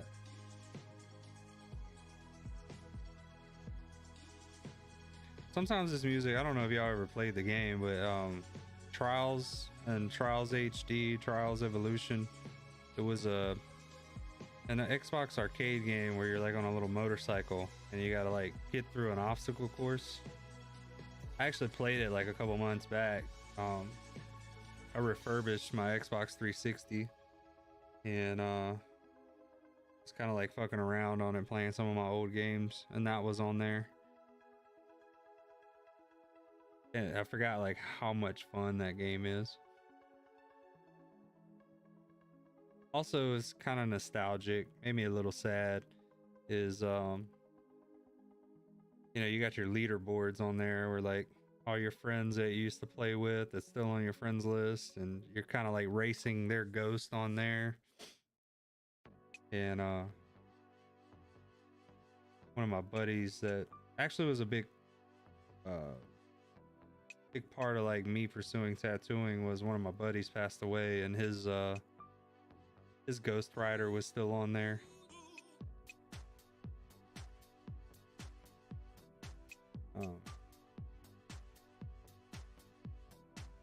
Yeah, so that like added to like the sad aspect of it a little bit.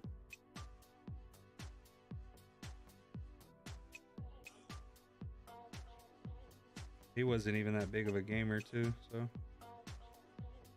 that. And then I don't know if you ever played it too, Doritos Crash Course. I played a little bit of that one night. That was, man, that used to be the game, because Ninja Warrior was like really popular back then, and they came out with that.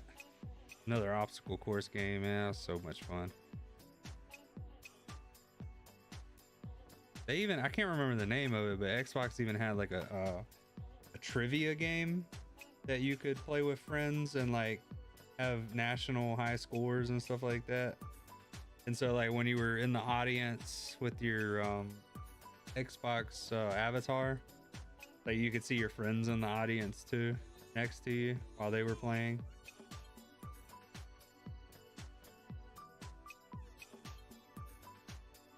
Like a part of me that wants to say like that was peak online gaming times, but also like that's just nostalgia.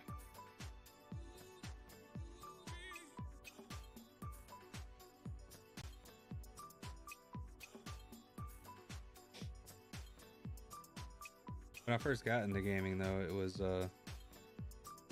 Halo 2 LAN parties. Used to be like 15 of us in a house, all on like little tiny TVs, like the little square tiny TVs, playing together. Order like 10 pizzas and drink Amp energy drinks all night. I would show up on my ATV because that's how I got around back then.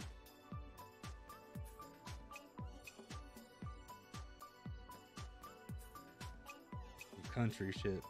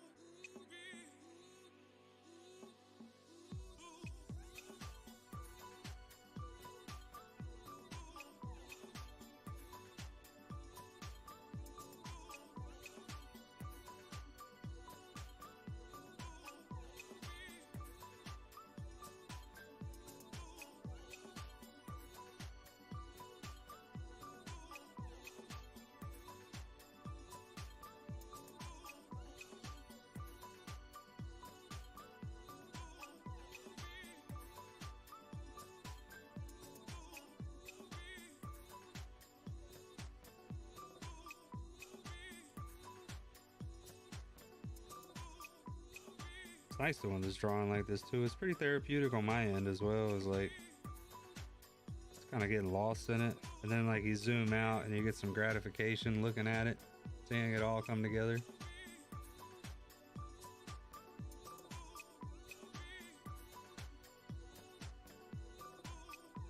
It's like I live so in the moment, I forget about like these little things that make me happy. That's why I do them too.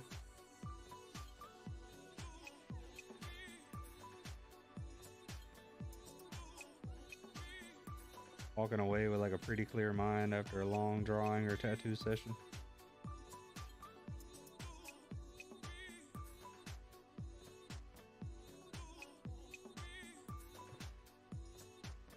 There's one lesson learned in tattooing is I don't know, I was like 2-3 years into it, and I don't even remember the tattoo or the client, but I just remember I'm in the middle of a tattoo session and like we're hours in, so like I've thought about so many things. Me and my clients talked about a lot of things, and I'm sitting there and I'm like thinking, and I'm like, damn, I didn't put my clothes in the dryer that day. And when I thought that, I was just like, shit. And so my client doesn't know they just hear their tattoo artist say shit, and they like almost had a panic attack, and I had to like calm them down. I was like, I'm not talking about your tattoo. I'm not talking about your tattoo. I forgot to put my clothes in the dryer this evening, like, or before work. So that's something I got to do this evening.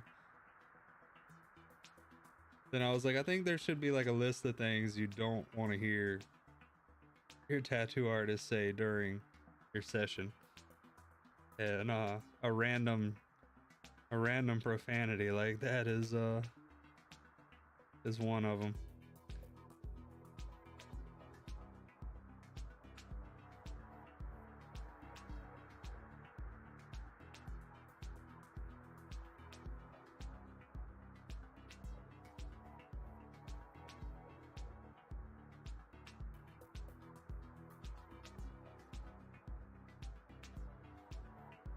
So right now I'm fighting the urge, like I was talking about earlier.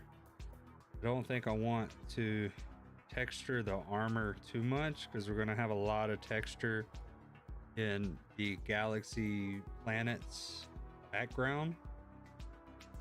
But like I started to do it a little bit there, and I stopped myself of like doing some heavy textures throughout here. But I am saying like I do want to keep that double line shape, because it's pretty consistent. Like it's consistent on the helmet. It'll be consistent across the armor as well.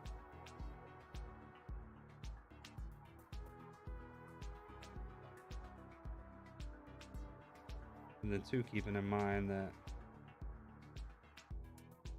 my 70-30 or 80-20 rule. I don't want to make the tones too busy. I want to keep a good balance throughout the entire tattoo. Doing it lightly like that kind of gives the look I want.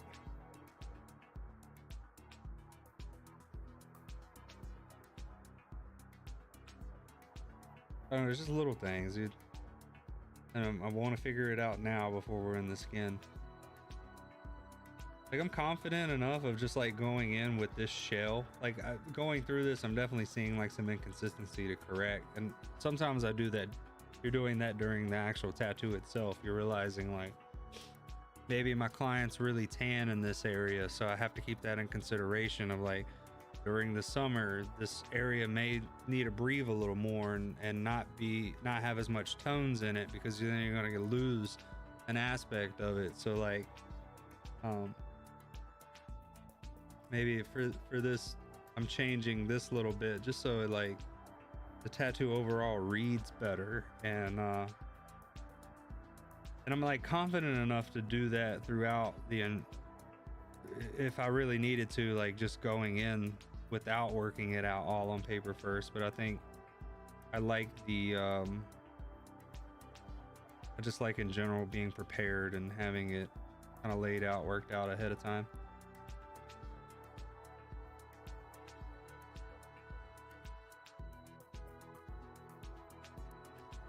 I think that's caring about what I'm doing. So definitely want to make sure artwork's number number one, and then clients. Make sure I'm taking care of my clients best that I can.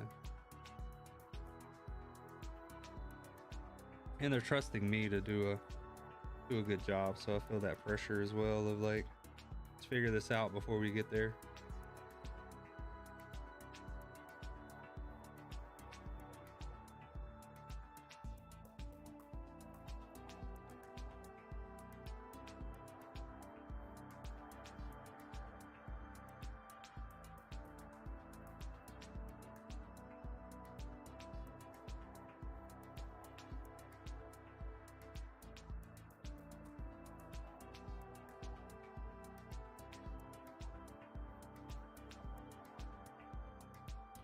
Now I'm doing too much. Come back, take some of that away again.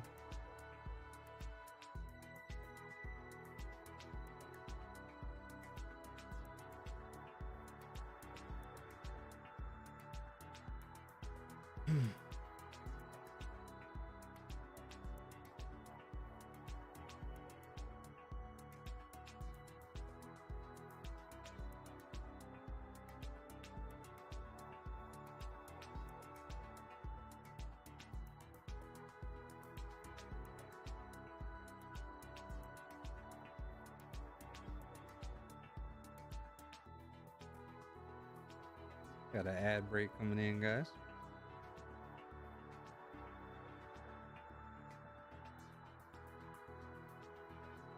Try to make sure I'm the one that starts them, because then that'll take the pre-rolls out of there.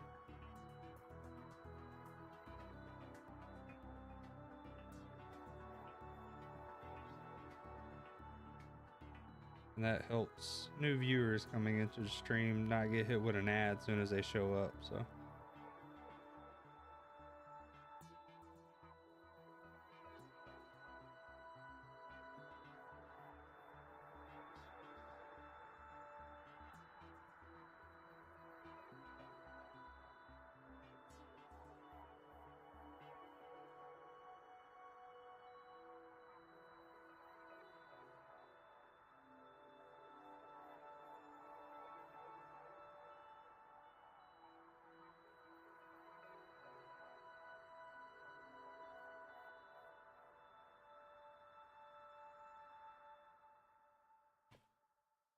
All right, when I make the stencil, I'm gonna have to make these like cleaner. For some reason the shape's not adding up to me.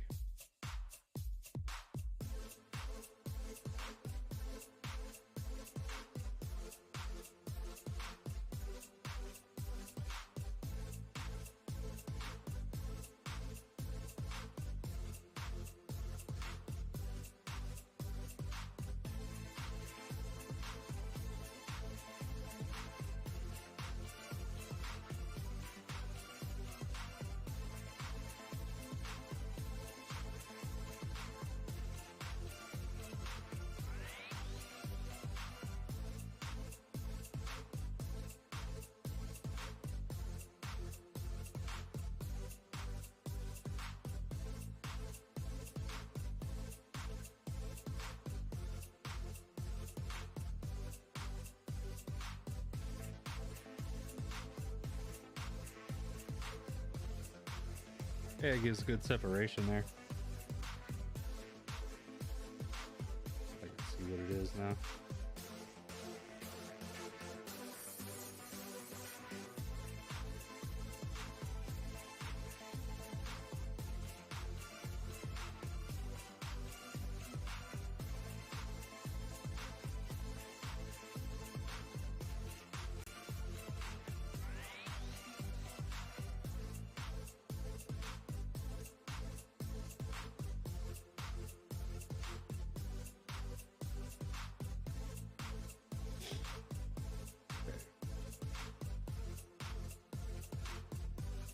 Go back up to these wings. So we're gonna have a little bit darker background, so to keep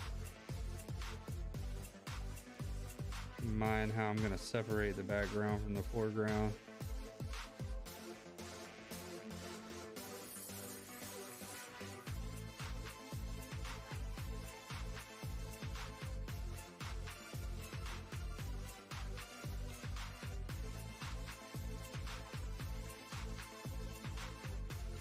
like I can do that. I can do that a few ways, right? Because we could go like pretty dark with this, and then where the highlight is on this side, make the background dark, and then that separates them, and then the background, when it comes close to here, kind of fades out, and you'll get some separation like that.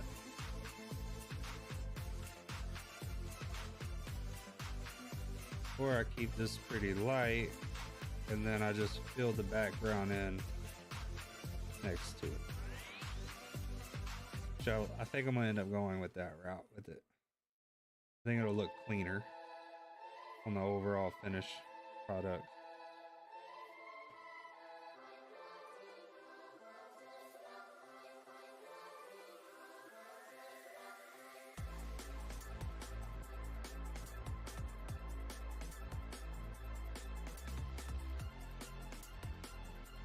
So we'll do like light to mid-tones throughout this. Whereas like if you can see in this little square, right? Like it's a light background, so you're good with medium to dark tones. But if you had a dark background next to that, this would kind of get lost unless I can't write on top of it.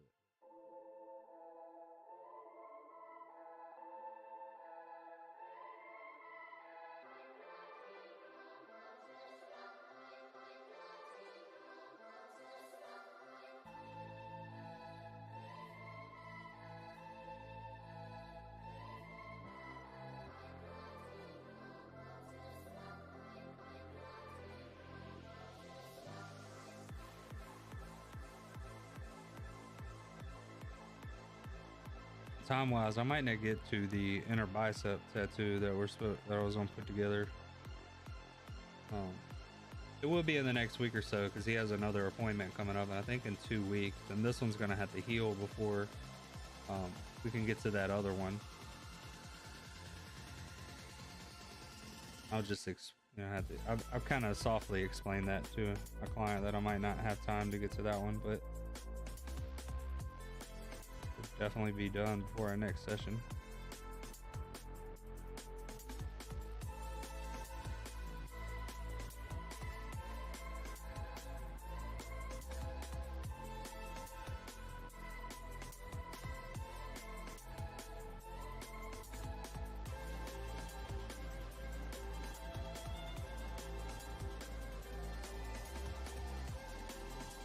Actually, say someone real quick.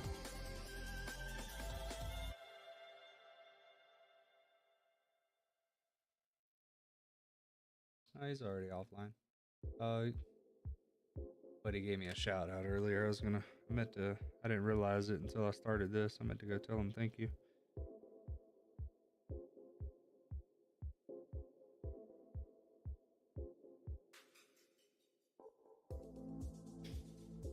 Yeah, so even like that, I feel like that's a mid-tone. I know like you're seeing it in red, but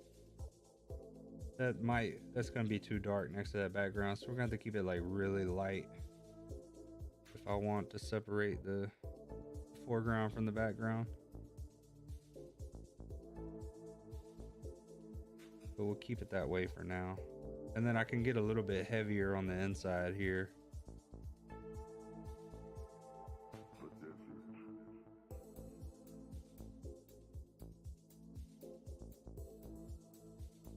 I want to keep that edge there really light.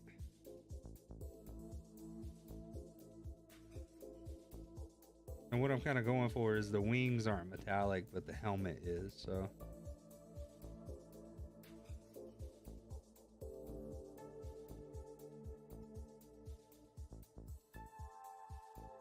Unchanged for millions of years.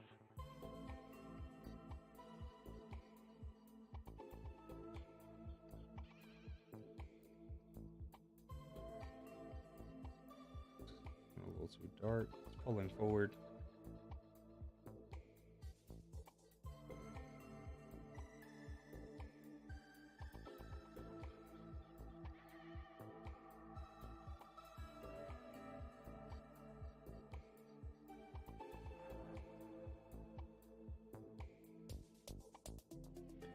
What's up, What's up, Rogue? How you doing? Hello. I thought you were saying hell yeah. Don't worry, everybody struggles on the Twitch chat, so. Hey, Sergeant Mid, appreciate it. We're getting there. We're doing St. Michael on the upper arm here on my client tomorrow, and we're gonna have like a galaxy space kind of theme behind it, but I'm just working on Michael himself. I found like a decent AI reference that I like, but with AI comes flaws, so I'm going through and like shading it and solving the problems before we get to putting it in skin tomorrow. Appreciate y'all stopping by, hanging out for a little bit.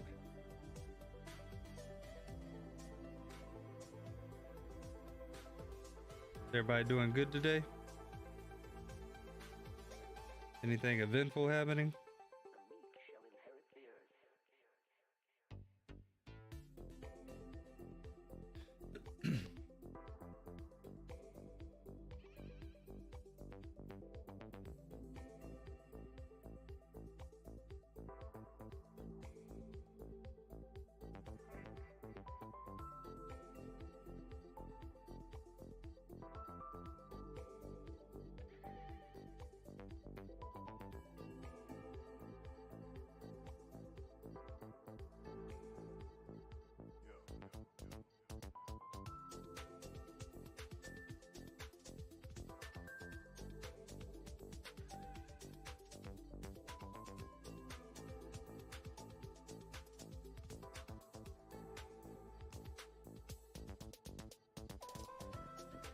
Yeah, when I'm working on a drawing, I tend to like hop around a little bit. Keeps like move to a new area, kind of keeps it fresh while I'm doing it. Whereas like when I'm tattooing, I'm completing areas before moving on. I mean, it just depends on what it is too. Like one example comes to mind is I was working on this nature scene back piece with a bear, an eagle, a moon, some mountains, trees. Then I had a wolf. I think a rabbit, but I was in the bear, and the bear is huge because it was part of a cover-up. And like when you're in like the neck area of a massive bear, it's just all like little strands of hair that you're tattooing. And like after like 2 hours of that, I told my client, I was like, hey, I'm gonna have to hop to a different area and work for a little bit, then I'll come back and finish this out, because like I've been doing fur forever right now, and I just need to like mix it up a little bit.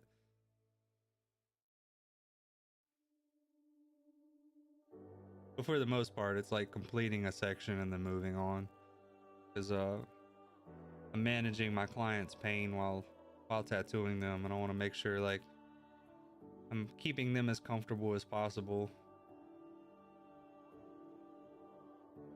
and without like compromising the artwork, of course. But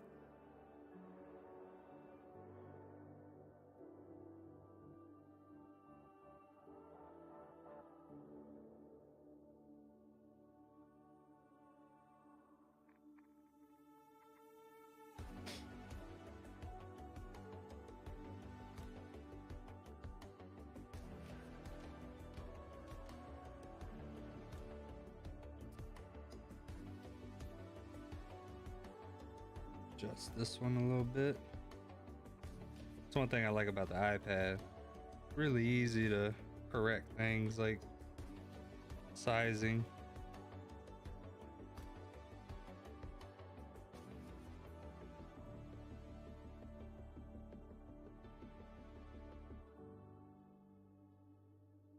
There we are. There we are.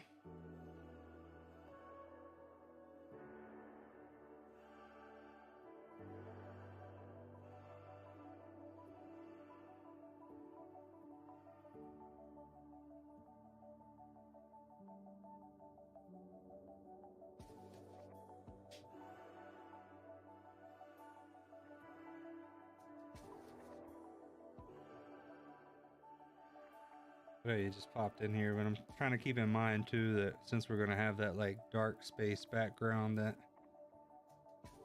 I don't want these to get lost in that, so I'm gonna, once I drop the background in there, I'll adjust it some more, but I'm gonna have to make sure this is still readable next to that background, so I'm not going too dark on these little wings on the head.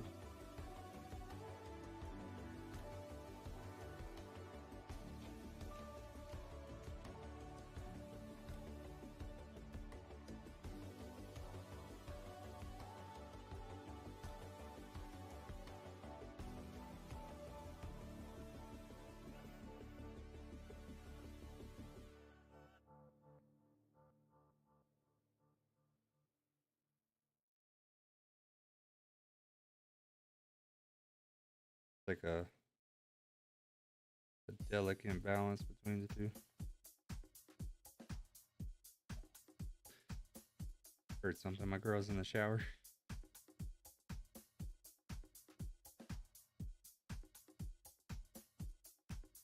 Actually gonna have to stop and use the restroom here in a minute. Have not drank enough water today.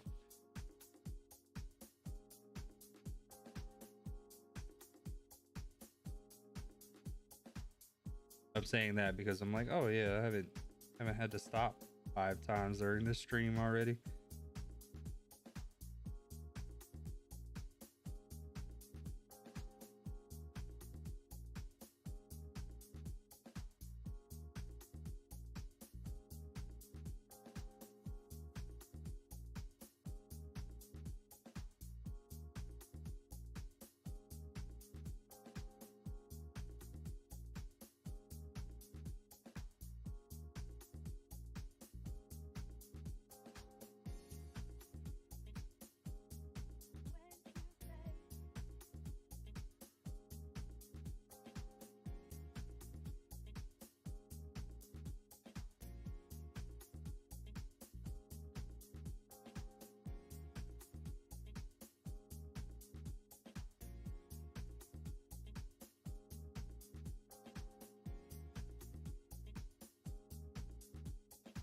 Actually, I make some tea. I had some tea last night.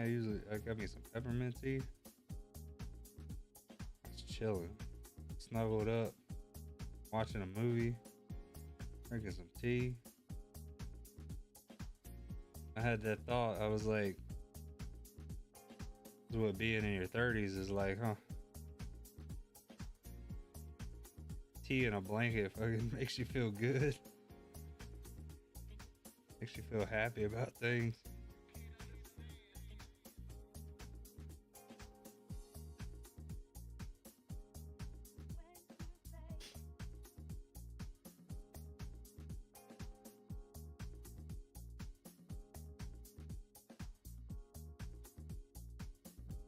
Is this what's up, Timid? Is this just a production view for client, or can you actually use this print somehow? Well, I'm actually gonna I'm gonna use this as the tattoo. I'm gonna create a stencil from this and then use this as my guideline while I'm tattooing it. Usually when I do realism, I can show you an example here, is like this is the other tattoo that I did for them. So when it comes to like realism, what I normally do is I'll find photos on the internet that work well. So like I found this model, and we're doing Lilith, and so I compiled this together, photoshopped the wings in there, threw the birds in there, and the flame background, right? And then we ended up, show you, like I actually realized like I don't have the finished session. I haven't posted that yet, but then like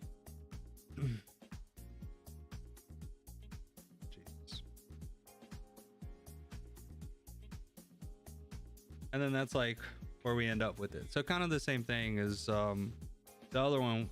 The only difference is, and this isn't completed, I mean I have completed it now, but this actual video isn't of it completed.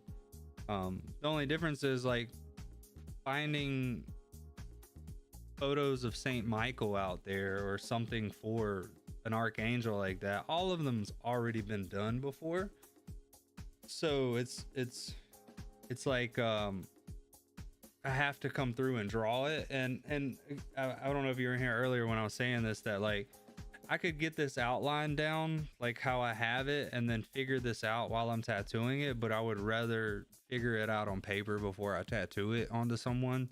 So that's what I'm doing with this today, is I'm going through and doing my shading. It takes a long time, and that's why like I don't usually do this approach, but sometimes you have to, and that's where we're at with this, is I have to go through and do this. This tattoo's for tomorrow, so I'm gonna work on this until my consultation at 5, and then I'll probably hop back on and keep working at it. And with the tattoo itself, I only have to get about right here with it, and I can actually show you what I'm talking about with that too.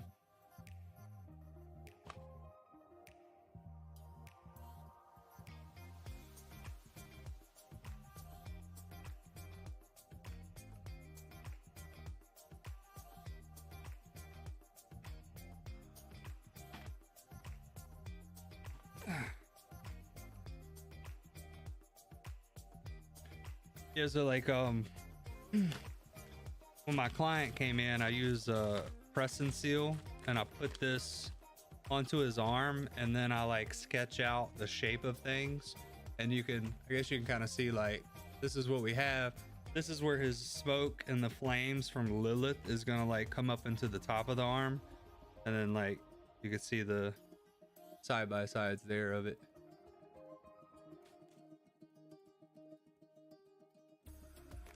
That'd be fine. I appreciate you, man. Yeah, try to do one thing that like really helped my tattooing, and it was like a shift for me, was you always do what's best for the artwork. And so that became like the focus priority for my tattooing. And also had someone else look at me at one point and was like, when you draw or do a tattoo, would you get it tattooed on you? And I was like, yeah, that's a big one, of like, because like as a tattooer, like if I was going to get tattooed by somebody, I would really do my research, and I'd make sure like they were very thorough in their approach and how they do things. And so I started, I guess, to take it more seriously at that point, or it just made me think about it differently.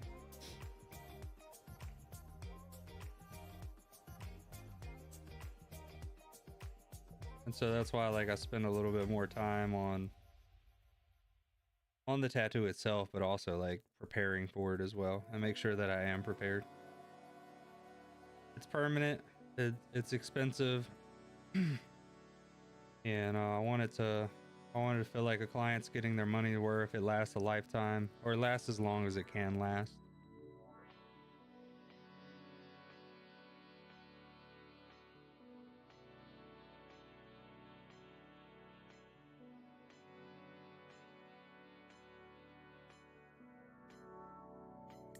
Sometimes it sucks though. Now that I'm only booked out, I only book out like 2 or 3 months at a time now, but I used to be booked out a year and 6 months, almost up to 2 years with some scattered appointments.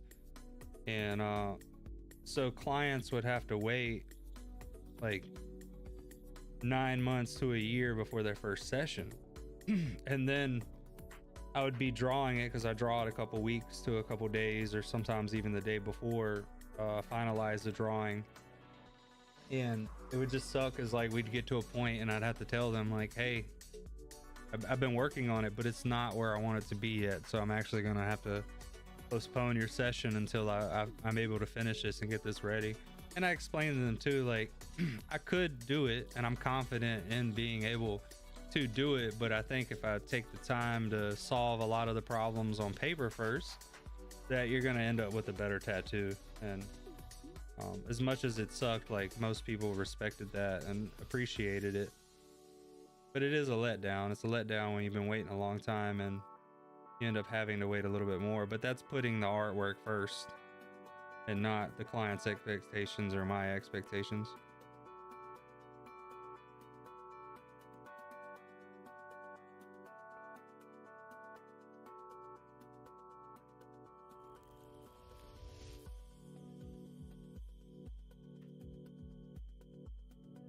Right now I'm slowly making this little fold. He's got like a little fold in there. Slowly making that disappear. Look like it's receding into that darkness.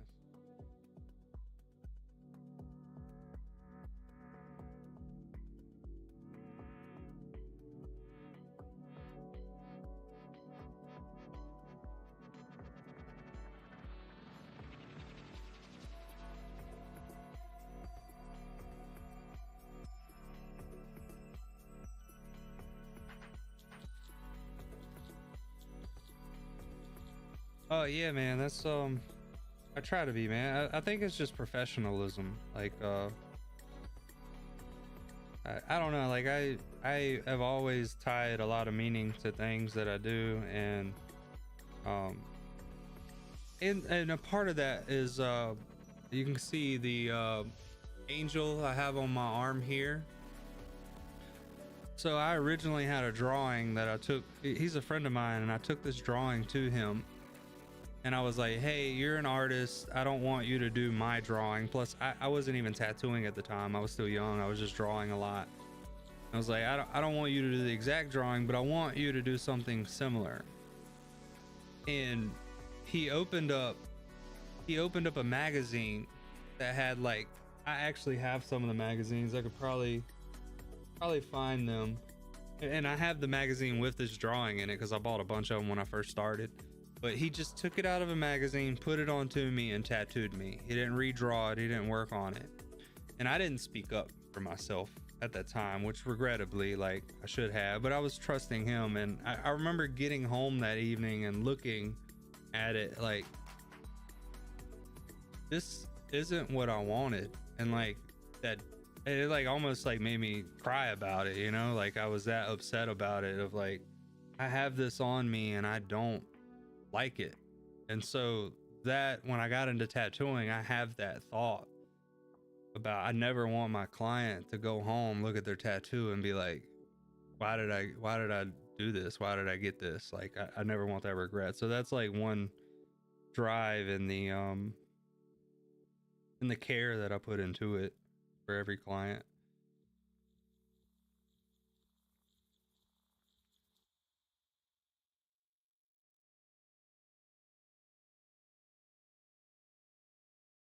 But I do agree. I think every artist should take it seriously, should care about what they do, put the artwork first.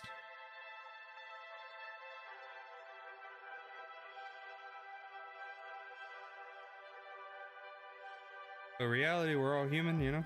Like, not every teacher's the same, not every doctor's the same.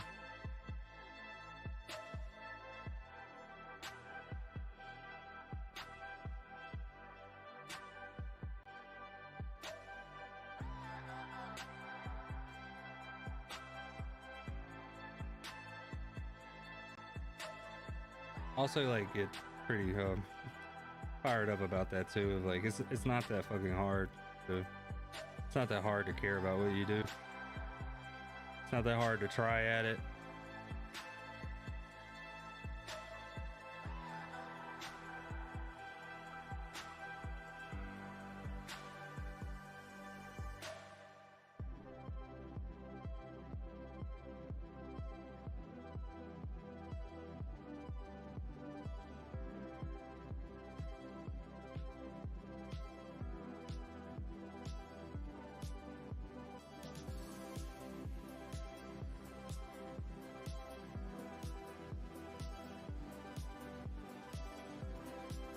Also not my place though. Everybody has free will to do what they want.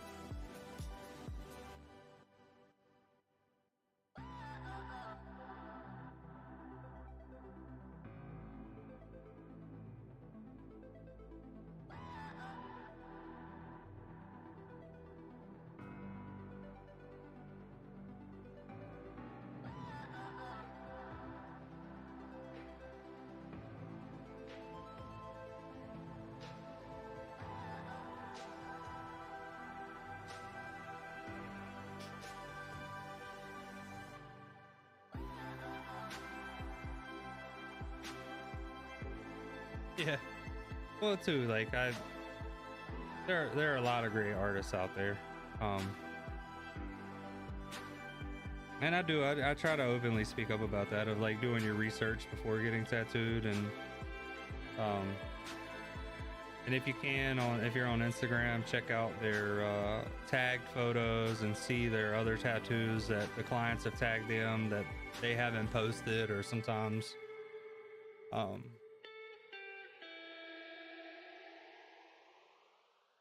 man, I appreciate that, dude. Hanging out. Um, yeah, I know a lot of people like tattoos. That's why, like, originally with this, well, let me finish the thought. I also have ADHD, so I can like fucking squirrel. Uh, yeah, I try to always tell people to like research and make sure like you're looking into it more before making that decision.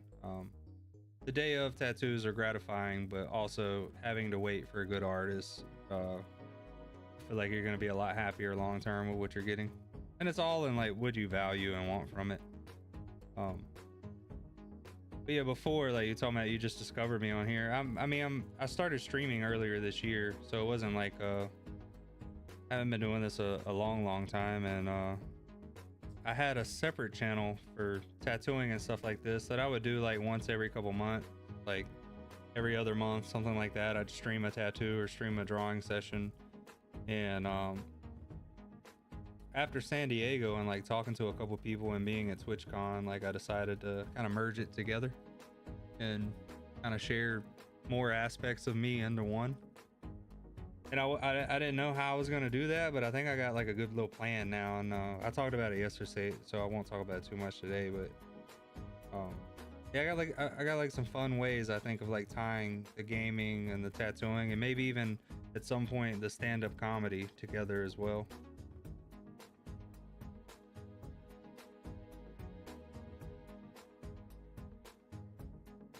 Yeah, I'm super thankful for Paul in general. Like, that's one thing too, is like, man, the Twitch and streaming and DayZ community have been like so supportive, so amazing. Like, forever grateful. Meeting everybody was awesome. Everybody was so welcoming. And I've been in a few different spaces, and I have to say it is very special to at least the DayZ side of things and everybody that I met. Like,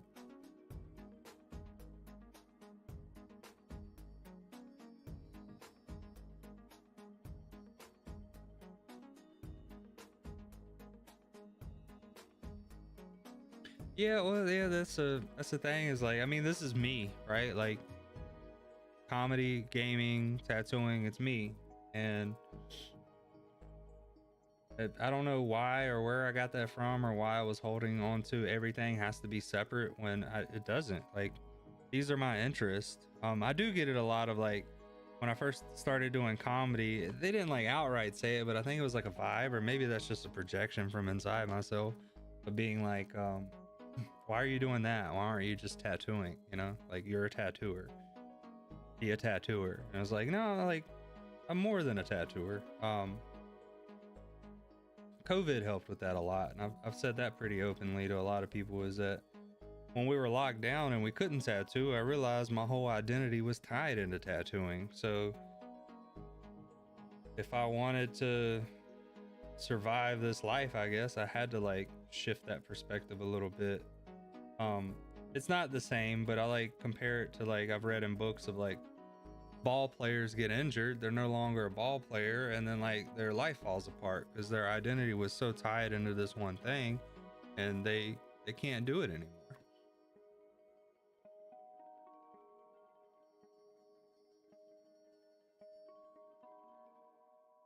Exactly, take it or leave it.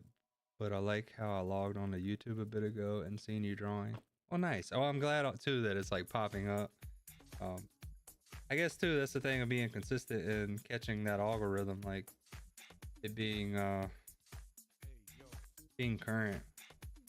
And hopefully, like, tomorrow I'm tattooing this and I'm gonna be on stream. I already have like permission from my client to stream that day, so I'm gonna hopefully get there, do some cleaning, get stuff ready, and then set up the stream and get that started. I won't stream like the stenciling and stuff, because I just see that as like difficult with the cameras and stuff like that. So I'm just gonna wait until we're actually going. And this is a new way of doing the layout with me in the corner and then this, and I think I'm gonna do the same thing tomorrow. We're gonna see how it goes. It's gonna be a new setup tomorrow, so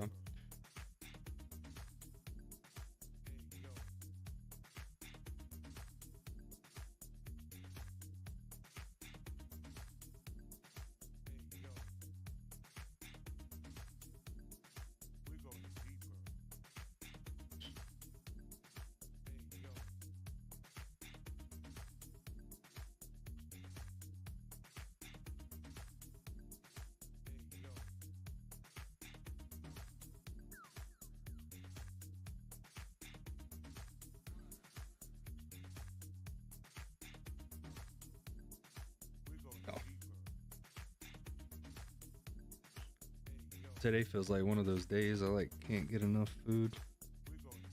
Let's see where I'm at.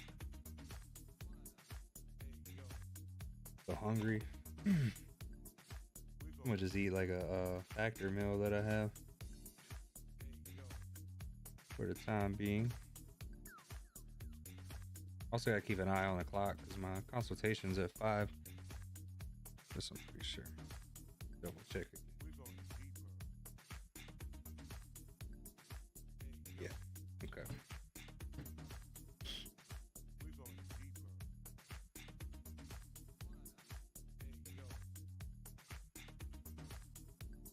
Yeah, stop in, check it out.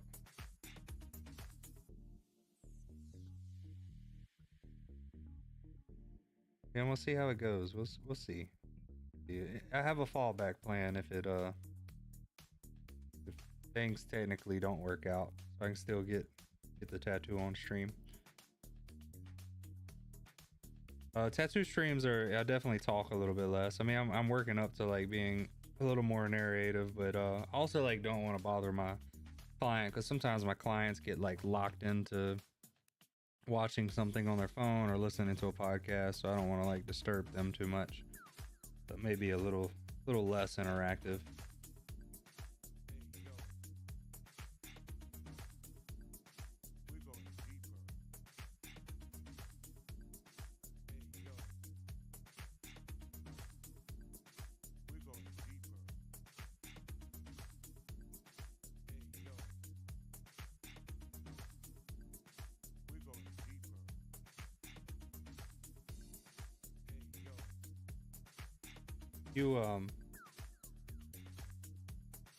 You said you like tats. You have tats? Tattoos?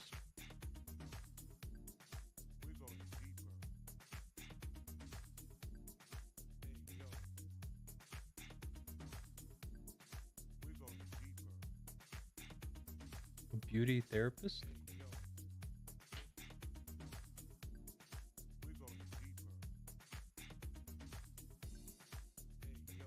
I should read that out too. For my wife is a beauty therapist. I understand that 100%.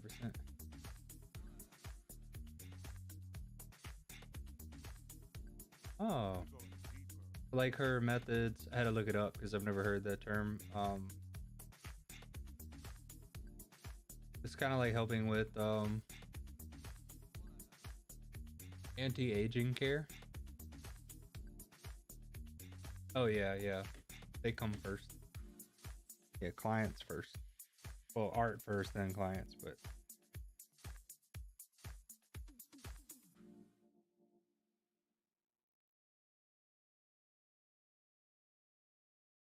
the artwork. For sure that doesn't sound like I'm being a dick about that, but I always put the artwork first, then my clients.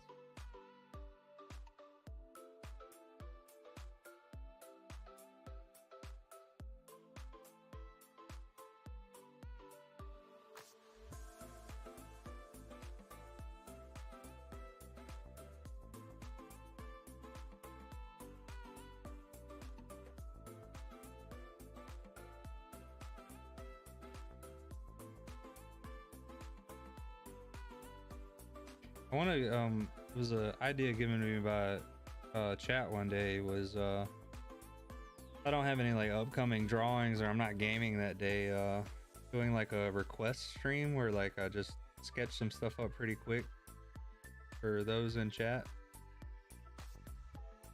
Thought that'd be a fun idea and kind of keep me on my toes, you know. I'm like, I don't really do walk-ins anymore. Not since like, unless I travel and I have to, but I'm mostly by appointment for my tattoos. So it's like been a while since I've had to like be on my toes, draw something right away.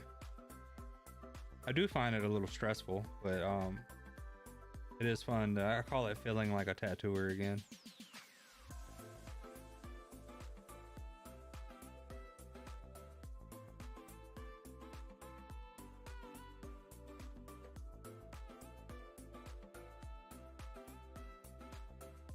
Which I'm already like, I have 7 tats, all from a cassette recorder motor gun I made myself about 30 years ago. Well, usually when I hear that, I follow up with, and said in that way, was that in or out of the can?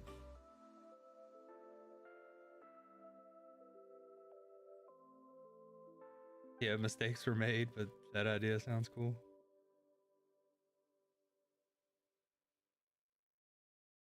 Were you using like well, I'm gonna let you answer that other question first before the follow up on it. Also, like, that's how it starts. You won't be a tattoo artist, you end up tattooing yourself a couple times. I've did 7 of my own tattoos since I started down this path.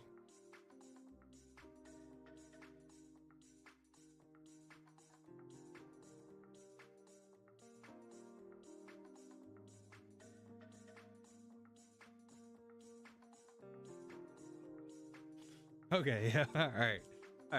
So you were 13, you were not in you were not locked away. Okay. So what did you use, like Indian drawing ink, or did you like, what did you use for the pigment?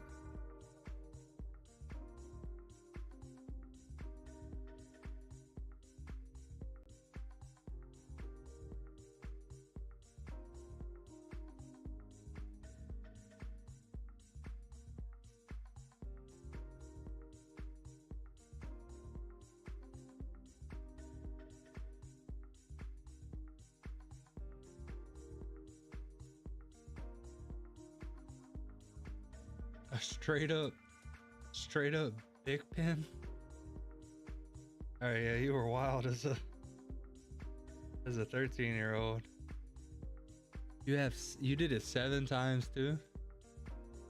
So what are the 7 things that you got?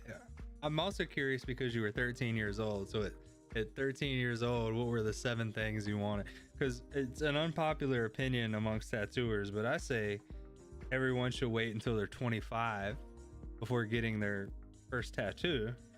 And I say that too because, like, I feel like not just the brain development side of things, but by the time you're 25, you have some life experience, and usually the tattoos that people get over the age of 25 usually has a little bit more meaning or thought behind them. So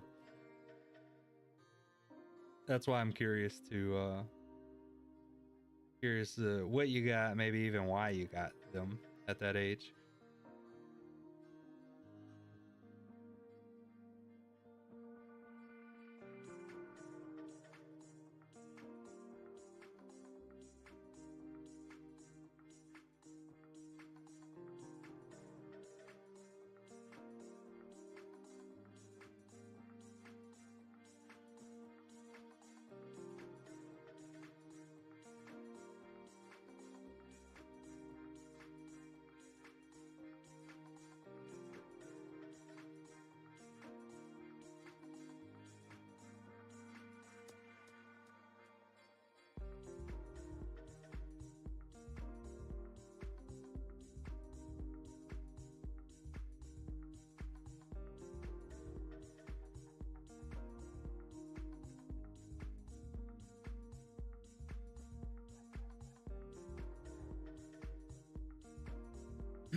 Actually, We use the restroom real quick. I'll be right back. We'll leave this up.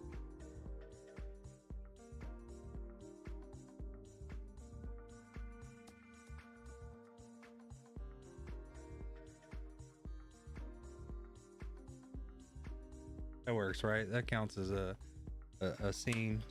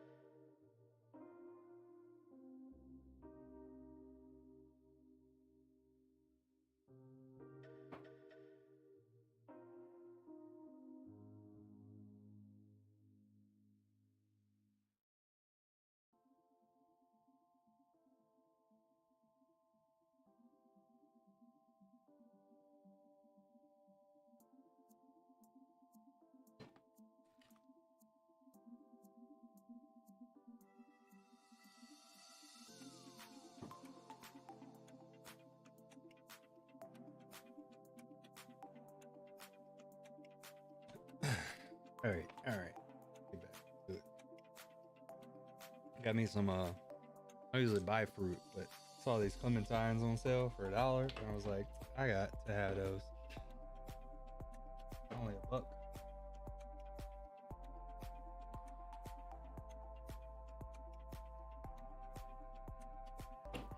Forgot I still had some protein shake left.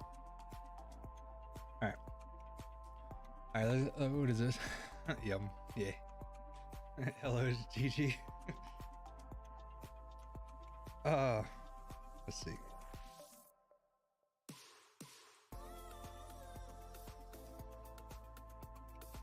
Yeah, I think it's the right pencil.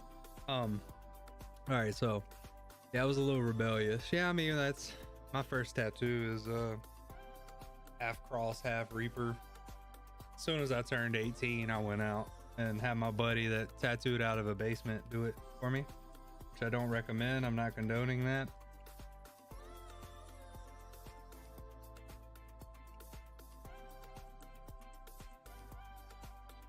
What?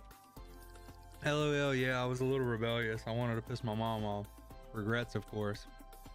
I have a cross like yourself. A line on arm with some initials.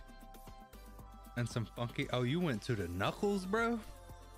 You went to the knuckles? Yeah. At 13? You got sergeant in your name. Are you did you go military route? How did you like navigate that if you did?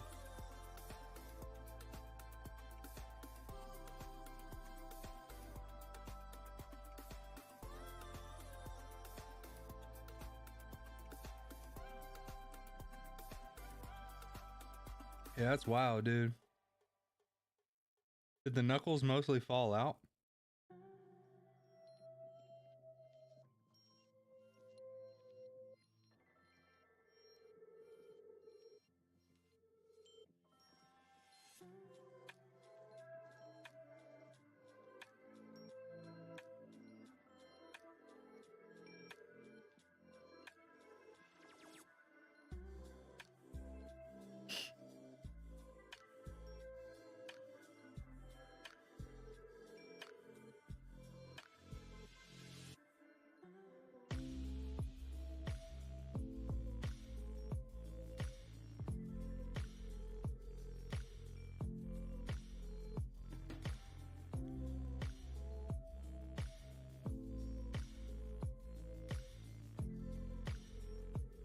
Oh, I got you. Oh yeah, I guess there is only one teeth. That's my mistake. Well, hey, you got in with your knuckles tattoo. That was pretty cool. Also forgot, like, well, that's not cool. I guess because that happened, it was pretty bad injury, huh? Let me guess. Was it from jumping out of a plane?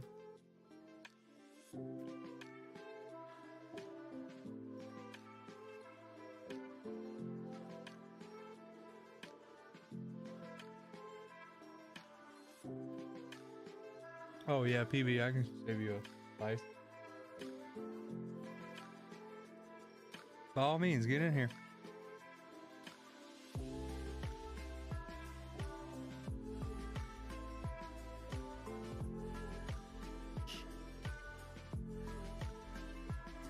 Actually,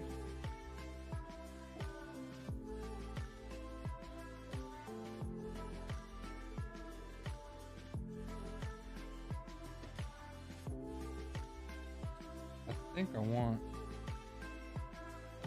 that to kind of run out right there. Fuck. You're like firemen carrying him.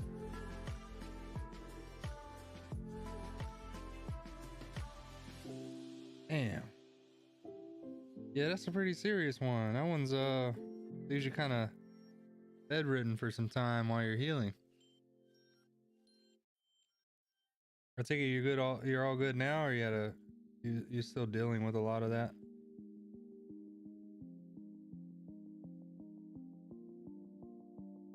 What did that guy say?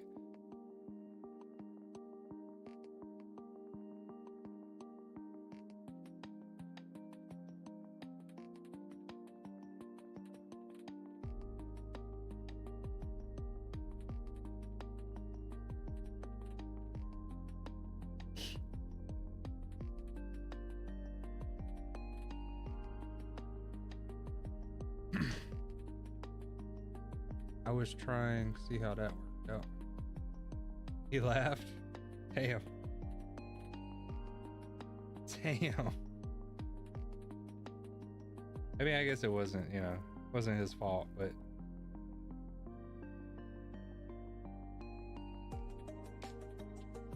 I got I got injured in jiu-jitsu, and I could see the fear in my partner's face when it happened to me.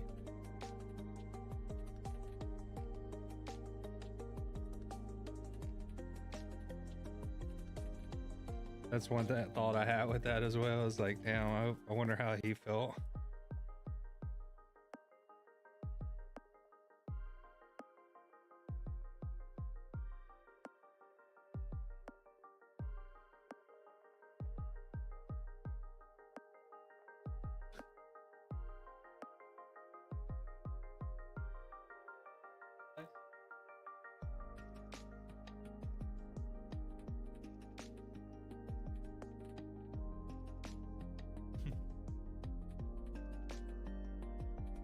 My girl, PB is in chat, and as she talks to me.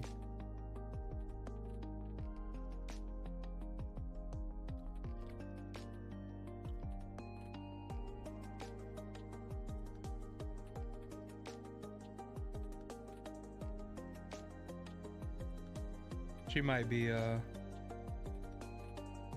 DayZ streamer here soon.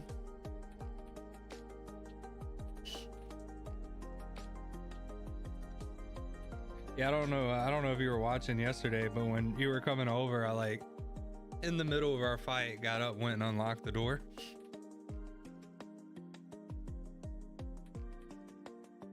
I was like, oh shit, the top bolt's locked.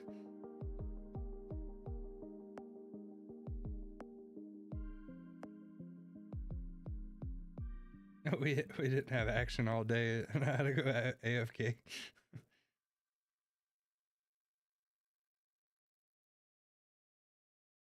I brought that up too because I was like, the whole time I like kept looking over at Discord and at chat, seeing if you were gonna message me about that.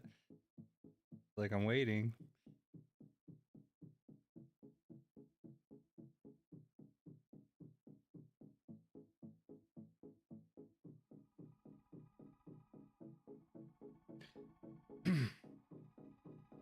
Yeah, well, that's kind of how there was a huge weight difference between me and my partner in jiu-jitsu, and that's how I got injured. At the time I was probably like closer to 245, and I think he was only like maybe 180, a little bit less than that. And when he hip tossed me over top of him, just that huge weight difference, it was like super unstable and wobbly, and he kind of like turned, because of that, he kind of like turned me a weird way that I was used to falling, and it threw me off. It wasn't what I was expecting, and I threw my arm down to brace myself, and when I did, it pulled my shoulder out of socket. Not as bad as a pelvic injury, but one of the most painful things I've done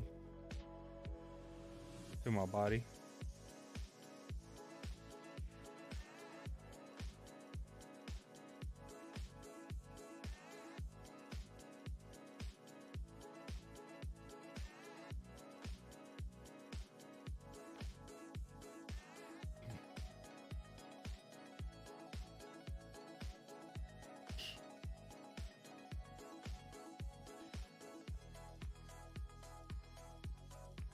Yeah, but you were like carrying him and lost your balance and fell, and you weighed a lot less than him. Or was it, did you say that the other way?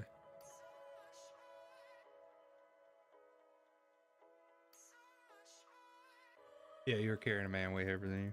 Yeah, and vice versa on the injury side of it. Yeah, but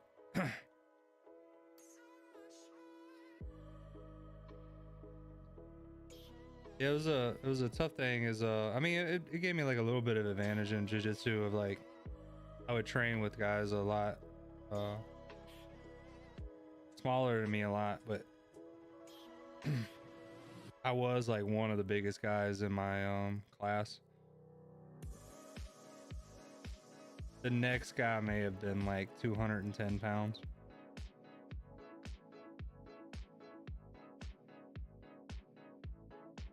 Which, like, my favorite times to roll is I would have size and strength. I'd have size and strength difference, but I would roll with like someone far more skilled than me. And it's always such a fun roll. They're like really agile, know how to really manipulate the body, and then like I'm throwing my size in there, and that would give them a little bit of run for their money. And it was good for them, like real world training wise. You usually only get bullied by someone that's bigger than you. You're out at a bar.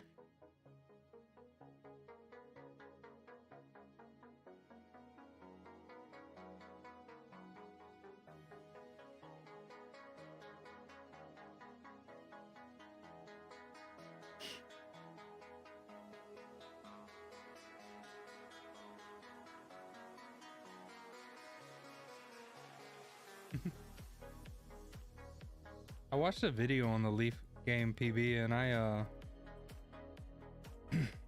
was like, it does look like oddly satisfying.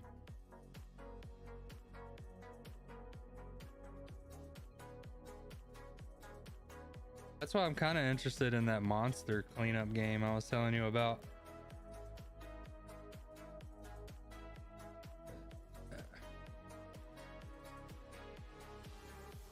Uh, so 6 foot, 6'1", maybe 6'2" on a good day. And I say that because a lot of times I'm hunched over, and so I drop height quite a bit with that. But yeah, I have that. I don't look as heavy as I actually am. Like, works out when you're at the state fair though, because the guy never guesses my weight right, and I win a prize. But yeah, I've always had like that kind of, I'm bigger than I look weight wise. Yeah, right now, like, I'm up there, like, I'm back on counting calories, and I haven't weighed myself in like 3 weeks, but I was getting up to like 275 again. So I would definitely want to get back down. I felt the best around 240. Ideal would be get down to like 225, but have not been the most disciplined this last year.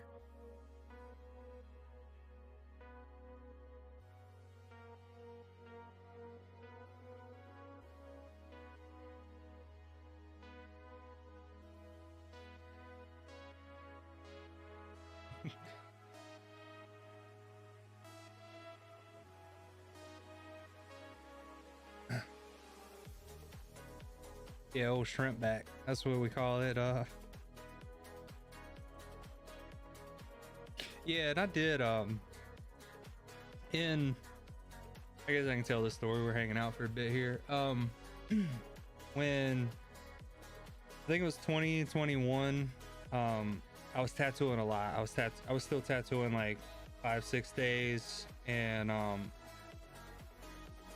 tattooing is a really bad habit. Like what I do during tattooing, I turn my head a lot to see what I'm doing at the needle. So now, like, when I'm tattooing, I try to be like a little more straight back, straight neck to it, and a little bit of head back. But I slowly, like, throughout the day, kind of wears me down, and I find myself like back down here. I was tattooing so much that I could no longer like turn my neck to the right. I had to like turn my whole body. And so I went to this one doctor / chiropractor, and at their facility, and they wanted to put me on like this plan that was like $6,000. It was going to be months of coming there once a week, working with them, and I told them no, I'm going to go somewhere else, get another opinion about it. They did my x-rays, which actually worked out pretty good. But I went to this other chiropractor, and I sat down, and he like made me take my shirt off and take a photo against this board that kind of like allows him to see like my inconsistencies. And without even asking me a question, he told me everything that I was doing wrong on a daily basis, and he was right about all of them. And that would like impress me. I was like, you haven't even asked me how I sit on the couch, how I drive. He was just telling me, you lean and you drive on one arm, you sit on a couch with cushions too big, your TV's too low in the house, you're on your phone a lot, looking down, like just naming off all the things. And I was like really impressed by it. And he looked at me and he was like, you're fat, you're out of shape, you need more muscle mass. And it's like, if you keep going down this road, you're gonna have a miserable life. And I was like, yeah, 100%. And so after that, I pretty much got my shit together, and ended up doing 75 hard. I lost a bunch of weight, and I got down to like that smaller size, and then I like started slowly building it back up.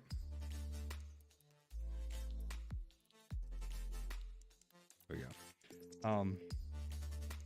And so like through that time, I did change the body composition a lot, from mostly fat to now healthy, as you say, and with muscle.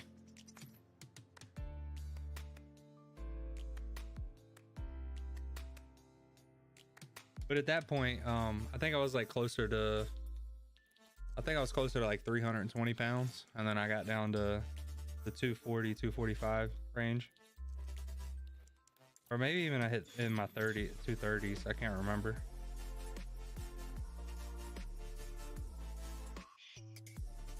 Yeah, this is what I needed to hear. I'm so glad that he shot that to me straight like that, because I really needed to hear it.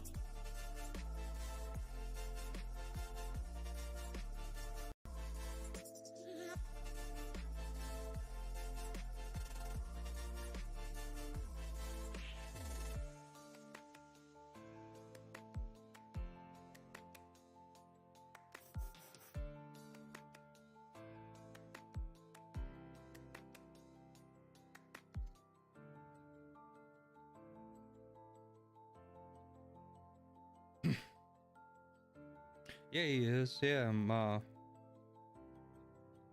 you know, I mean, I didn't have really like a before and after comparison, because we haven't really. I mean, other than like I saw him once on like a Twitter post from a long time ago, so I didn't have the comparison. But based on what he was saying, I was like, man, like if you're following that, you are dropping some weight. And then I was happy to hear that he like bought the dumbbells and stuff and started doing that too.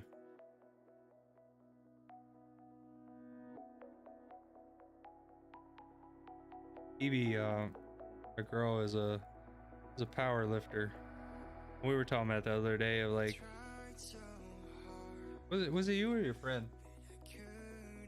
I was talking about like the whole family's doing it now.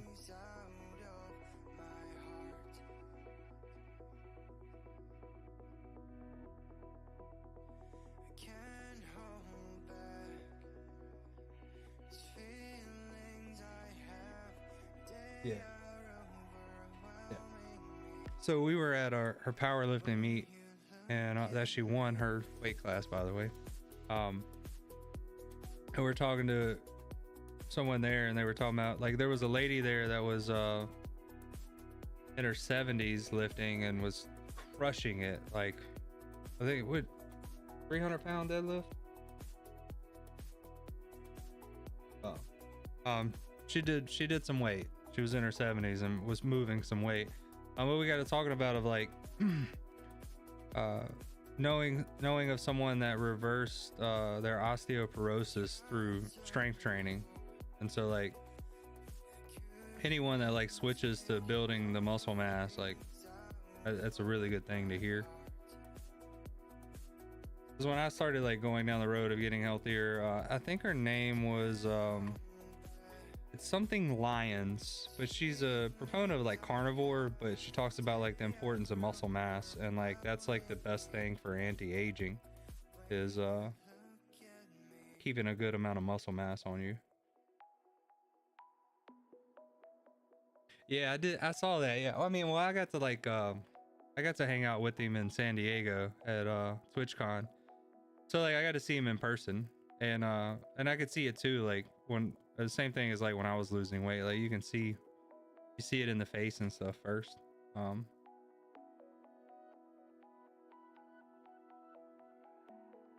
Yeah, again, I don't really have a comparison before or after, but it seemed pretty happy and really healthy. So, and I'm always like super happy for anyone that's bettering themselves and working on themselves. I know what it did for my life and how I feel about my life and myself.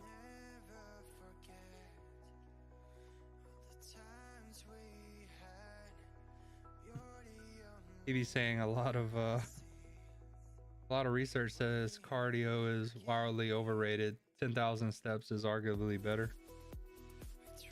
Are we talking like Stairmaster? Or are we talking like just doing 10,000 steps a day?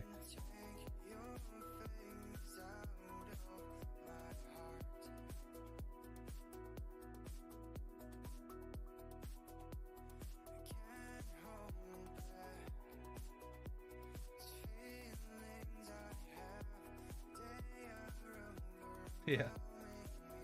You know, oddly, in person, I didn't get that at all from him ever. And I know like I heard like the jokes being made about like the Prague trip and stuff like that for him, but yeah, I didn't honestly, he was like the sweetest person in person.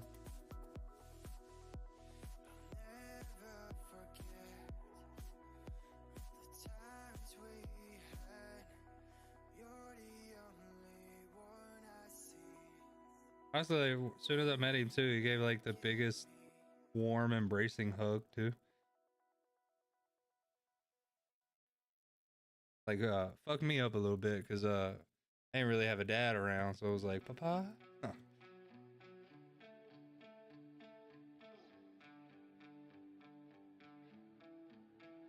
Don't pretend you're no good, 'cause I can see your sunshine dripping out your sleeves onto my lifeline. All good, though you didn't mean to leave a trail for me, but you didn't know whatever it is. It's alright with me if it's alright with you, then I could be whatever. Well, he did me. I don't know. It was nice. Again, like I walked into spaces never being before and being like the new person there or the odd one out, and like that was not the feeling that I got there at all. Like everybody, I mean, it was also awesome to meet just everybody that I've been watching their videos, and like even me getting into the game. DayZ, like 10k steps a day. Yeah. It sounds like she said that ultra marathon gives you cancer, and I was like, it sounds like the person who did that study hates running. But yeah, like everyone there, like just to meet everyone that I like when I was getting into DayZ, watch their videos for information on it, and been in their chats and like got to talk to it. Like all that was really cool. I really I appreciate it. I'm so glad I made that on the whim. Let's book this trip. And I've never been to Cali too, so add that to the list of places I've been and things I've done.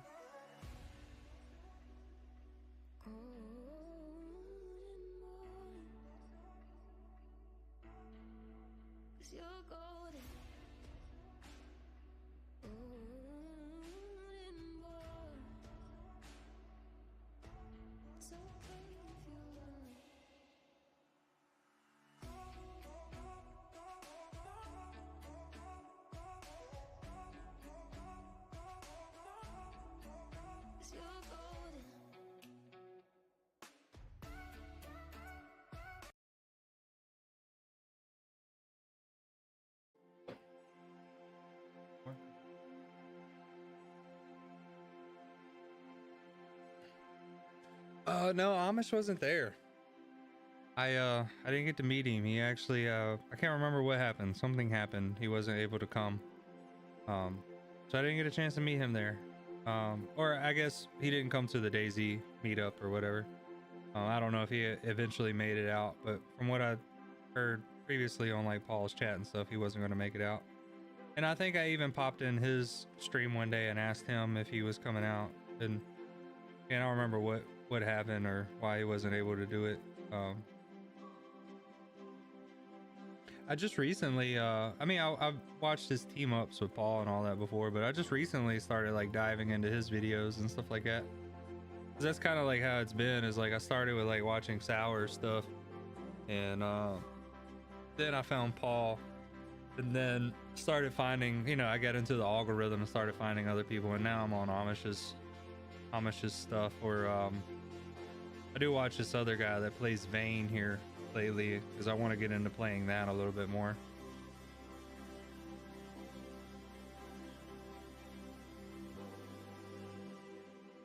Yeah, I didn't think he went, so.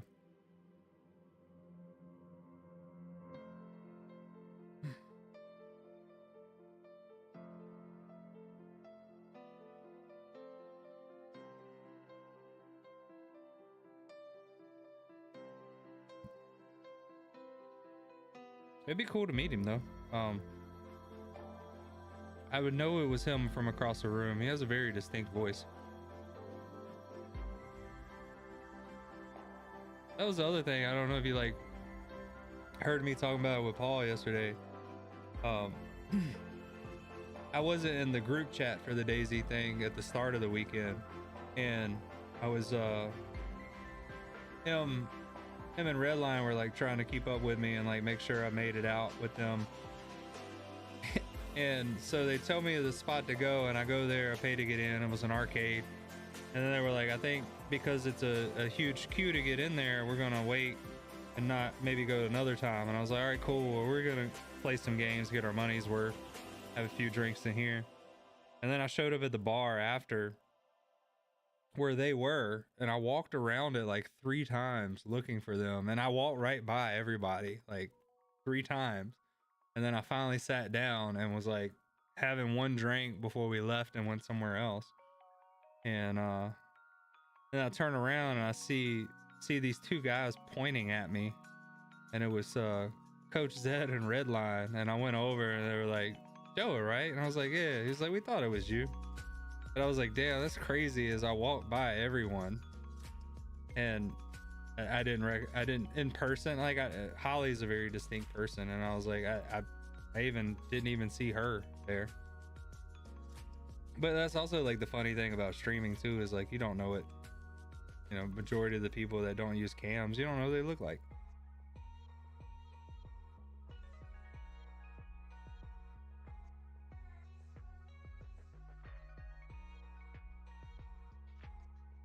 I got to meet Cam too. He was there. Cam was a really cool dude. He trains jiu-jitsu, so we got to talk about that a little bit.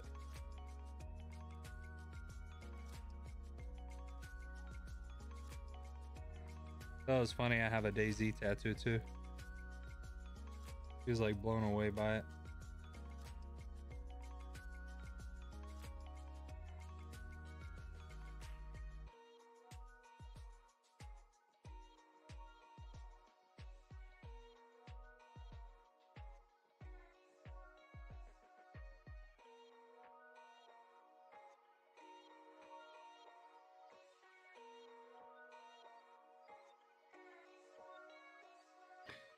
Man, I think it's coming together so far.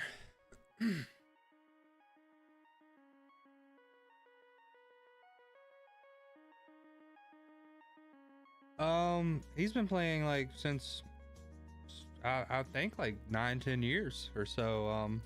I forgot how long he's been doing content creation, but he goes by Cam Can't Run on YouTube, and I think he's on Twitch too, but I think he primarily focuses on YouTube. I think he just hit like 60,000 subscribers.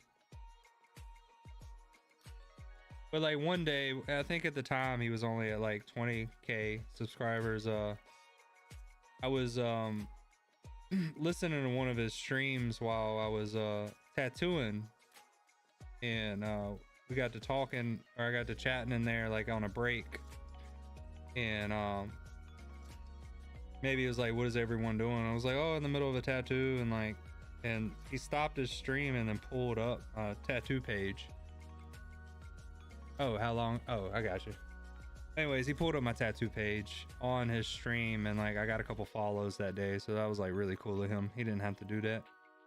For me, I first started playing DayZ. The first time I downloaded it was for Xbox in 2019. I had a couple friends that were playing it a little bit, and I gave it maybe 2 hours. And 2 hours in, I was just like, once I like realized like you could get sick and you had to find medicine, I was like, ah, I'm out. This isn't my style game. I'm not doing this. I was still playing like PUBG and like Call of Duty similar games at the time. I wasn't playing Call of Duty. I was already over that. But so I was playing, I played it for maybe 2 hours, didn't like it. Never picked it up again. I didn't return it. I kept it because my friends had it, and I thought maybe I'll play again one day with them. And then they got out of it, and then I come across Sours videos one night on YouTube. I just started paying for YouTube Premium, and so I was like going down YouTube rabbit holes and checking out stuff, and I come across Sours videos, and I was like, one, amazing, but two, I was like, oh, you know, the consequence in this game and the depth of this game. I was like, I have this game. I should play this again. So I like hit up a friend of mine and I was like, hey, you still got DayZ? And he was like, yeah. And I was like, let's run it next time we're online. And then we started playing almost every day. And then 3 or 4 months later, I bought all the parts to build a PC, and then I started playing it. So we started playing again in 2022. I think that's 2023. I started playing again in 2023. So I picked it back up in 23. And then by the beginning of 24, I built a PC.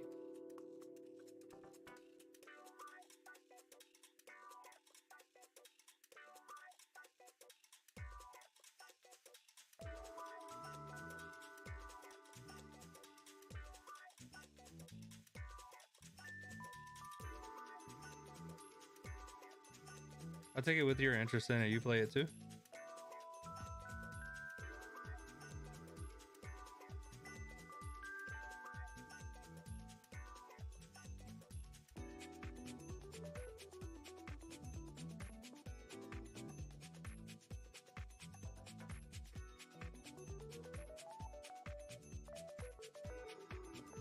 Also, I know being from the South, I can be a little long-winded on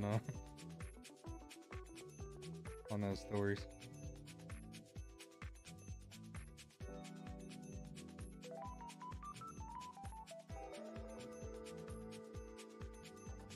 And I can give you a better of hour wise.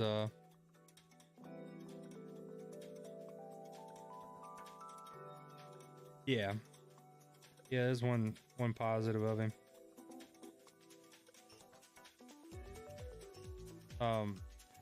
On PC, and this is with, I try to always close it out when I'm not playing because I want a very accurate representation of my hours.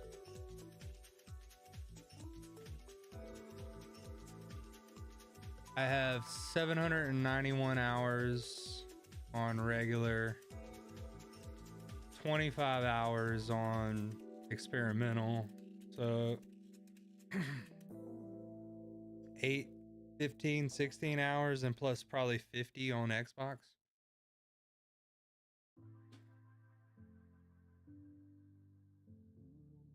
But not a ton in comparison to most players.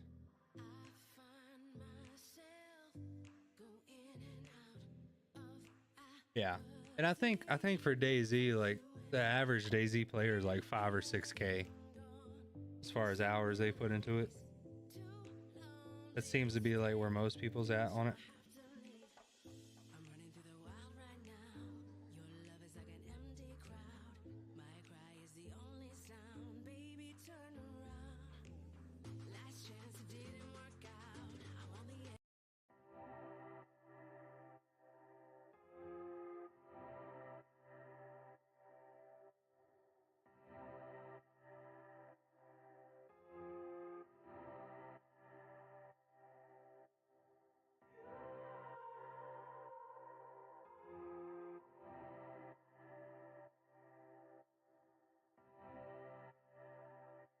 Brother, I appreciate that. I mean, I've worked at it. I play a lot of, not a lot. I play deathmatch regularly, and deathmatch regularly helps me with the PvP because switching to mouse and keyboard is probably one of the hardest thing gaming wise I ever did. So I appreciate that, but there are times where, like, I don't know if you saw it yesterday, if you watched me after, but like when it comes to like something's going down, I'll lock in because I can be the type. I did it a few weeks ago. I was playing with 4 guys. One guy was another streamer. His name's Honest Criminal TV on Twitch.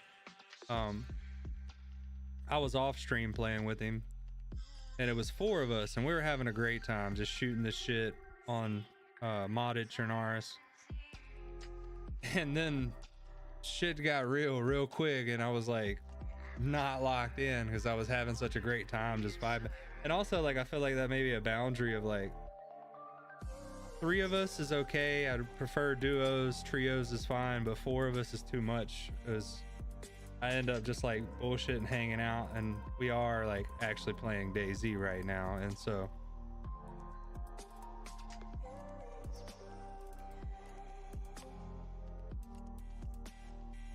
and also too, I would say like not to reveal the server we were on, but that server we were on yesterday, like you saw it after all had died and got off, is like I feel like the zombies are a lot more difficult on that server in comparison. Like that was one thing I was like, God, I'm sucking so bad at the zombies right now. It was like a little humbling in a way.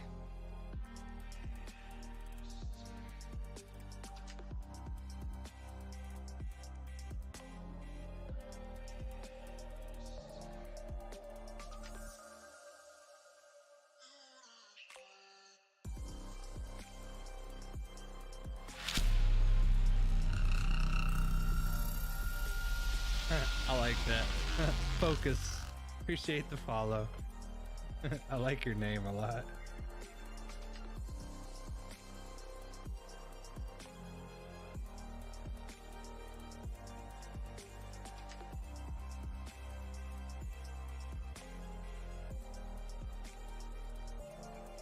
Maybe you did that because you're a fan of Foe, but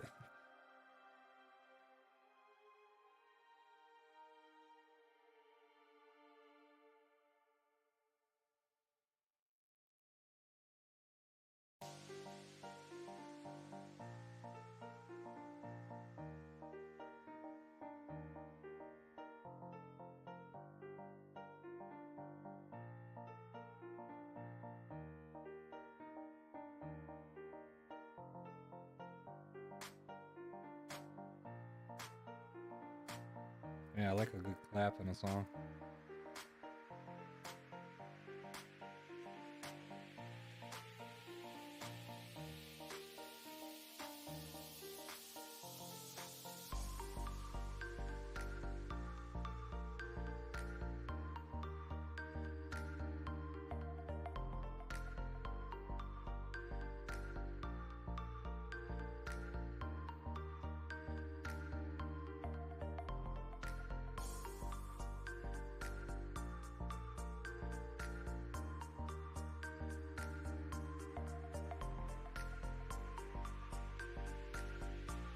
I'm gonna try to finish this before I get off for today. Like this section right here, and then I'm probably gonna stream this later. I don't know for sure yet, but I got a couple consultations to do between 5 and 6:30, virtual consultations for a couple appointments I have in the next few weeks, and I gotta finish this before tomorrow, so I'll probably just hop back on and keep the stream going after, but I am gonna close the stream at that point.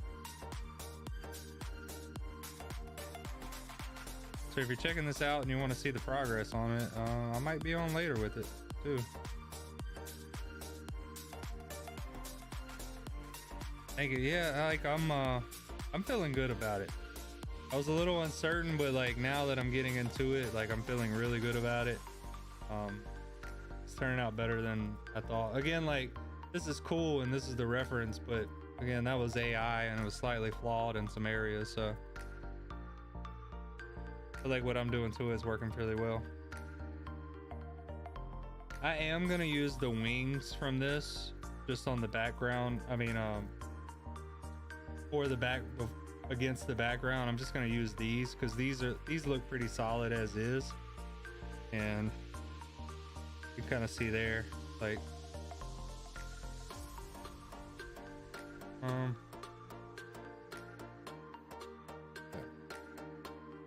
so that's like how to turn out at the end of it all. But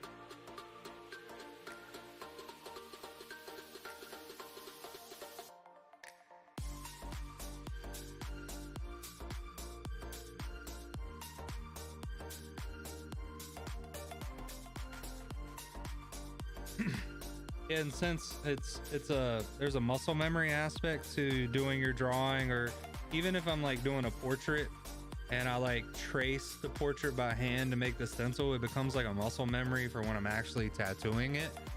And since I'm doing this today and then tattooing it tomorrow, like tomorrow should go so smooth as far as like when we're actually in the skin. Granted, I hope he likes it. That's going to be the other thing. I'm following the same plan that we talked about last year for this tattoo. So hopefully he likes it still when we go with it, but he's a pretty chill client, so I don't think he'd show up and be like, no, I don't like it. We may have to tweak a few things here and there, but it's not going to be the end of the world. But if I don't end up streaming tomorrow, it's because I have technical issues or we're not doing the tattoo.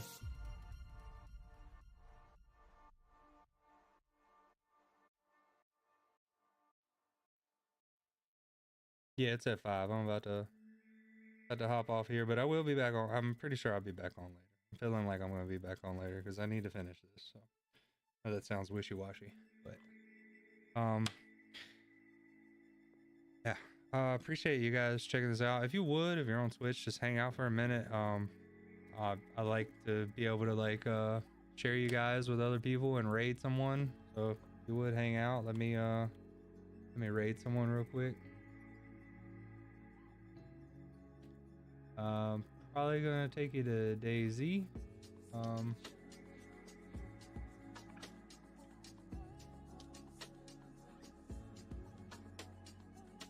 Let's see.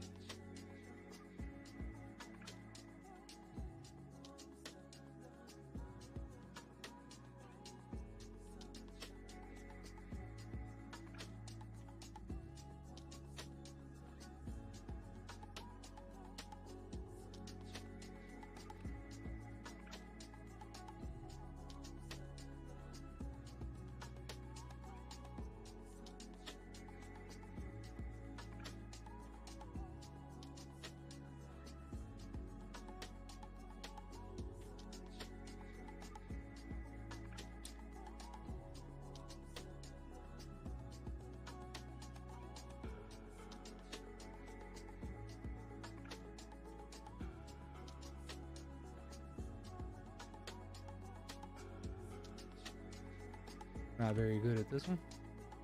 Let's see.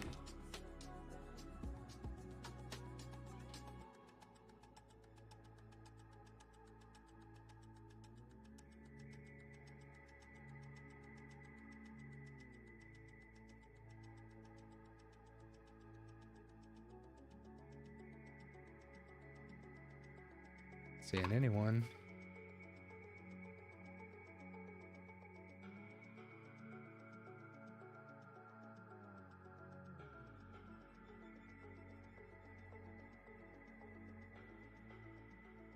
Ah, let's go there. Here we go.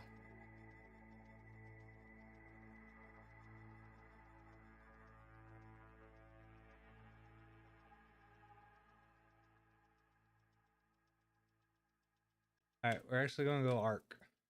But this guy's funny. Makes me laugh. I play with him sometimes. And he's from the UK. To that one. Oh. Oh, that's the guy. Yeah, he He's done. still here. If you need lemons, there you go. There's lemons on him as well. Potatoes I need, but sure I'll take the lemons. Potatoes? You When mean? life gives, yeah, when life gives you lemons. When life gives you lemons, you'll use so many of them. Good luck, my friend. Stay safe. Alright, Have a thank good you. one. Have a Bye good bye. What a guy. What a legend. What a cool man. Joystick Joe, welcome on in. How are you, good sir? And PB and Jill. Jilly? I keep getting names completely wrong, but welcome on in. Hopefully you're doing good. Welcome. We've just completed, I think, all the missions. I think I'm done now. Until tomorrow when the new map drops. Wow. Look at this. So cool. No more wait, do I have no more missions? Do I actually have no more? I have no more missions. I have nothing to do. I have completed the game before the first update. get fucked. I don't know if the trials. Shut up. All right, no one cares about trials, but we are in the ranked position, which means I think next time I'll be try hard 3. If I keep going up in the try hard sections, I'll keep going up into try hard devil. On.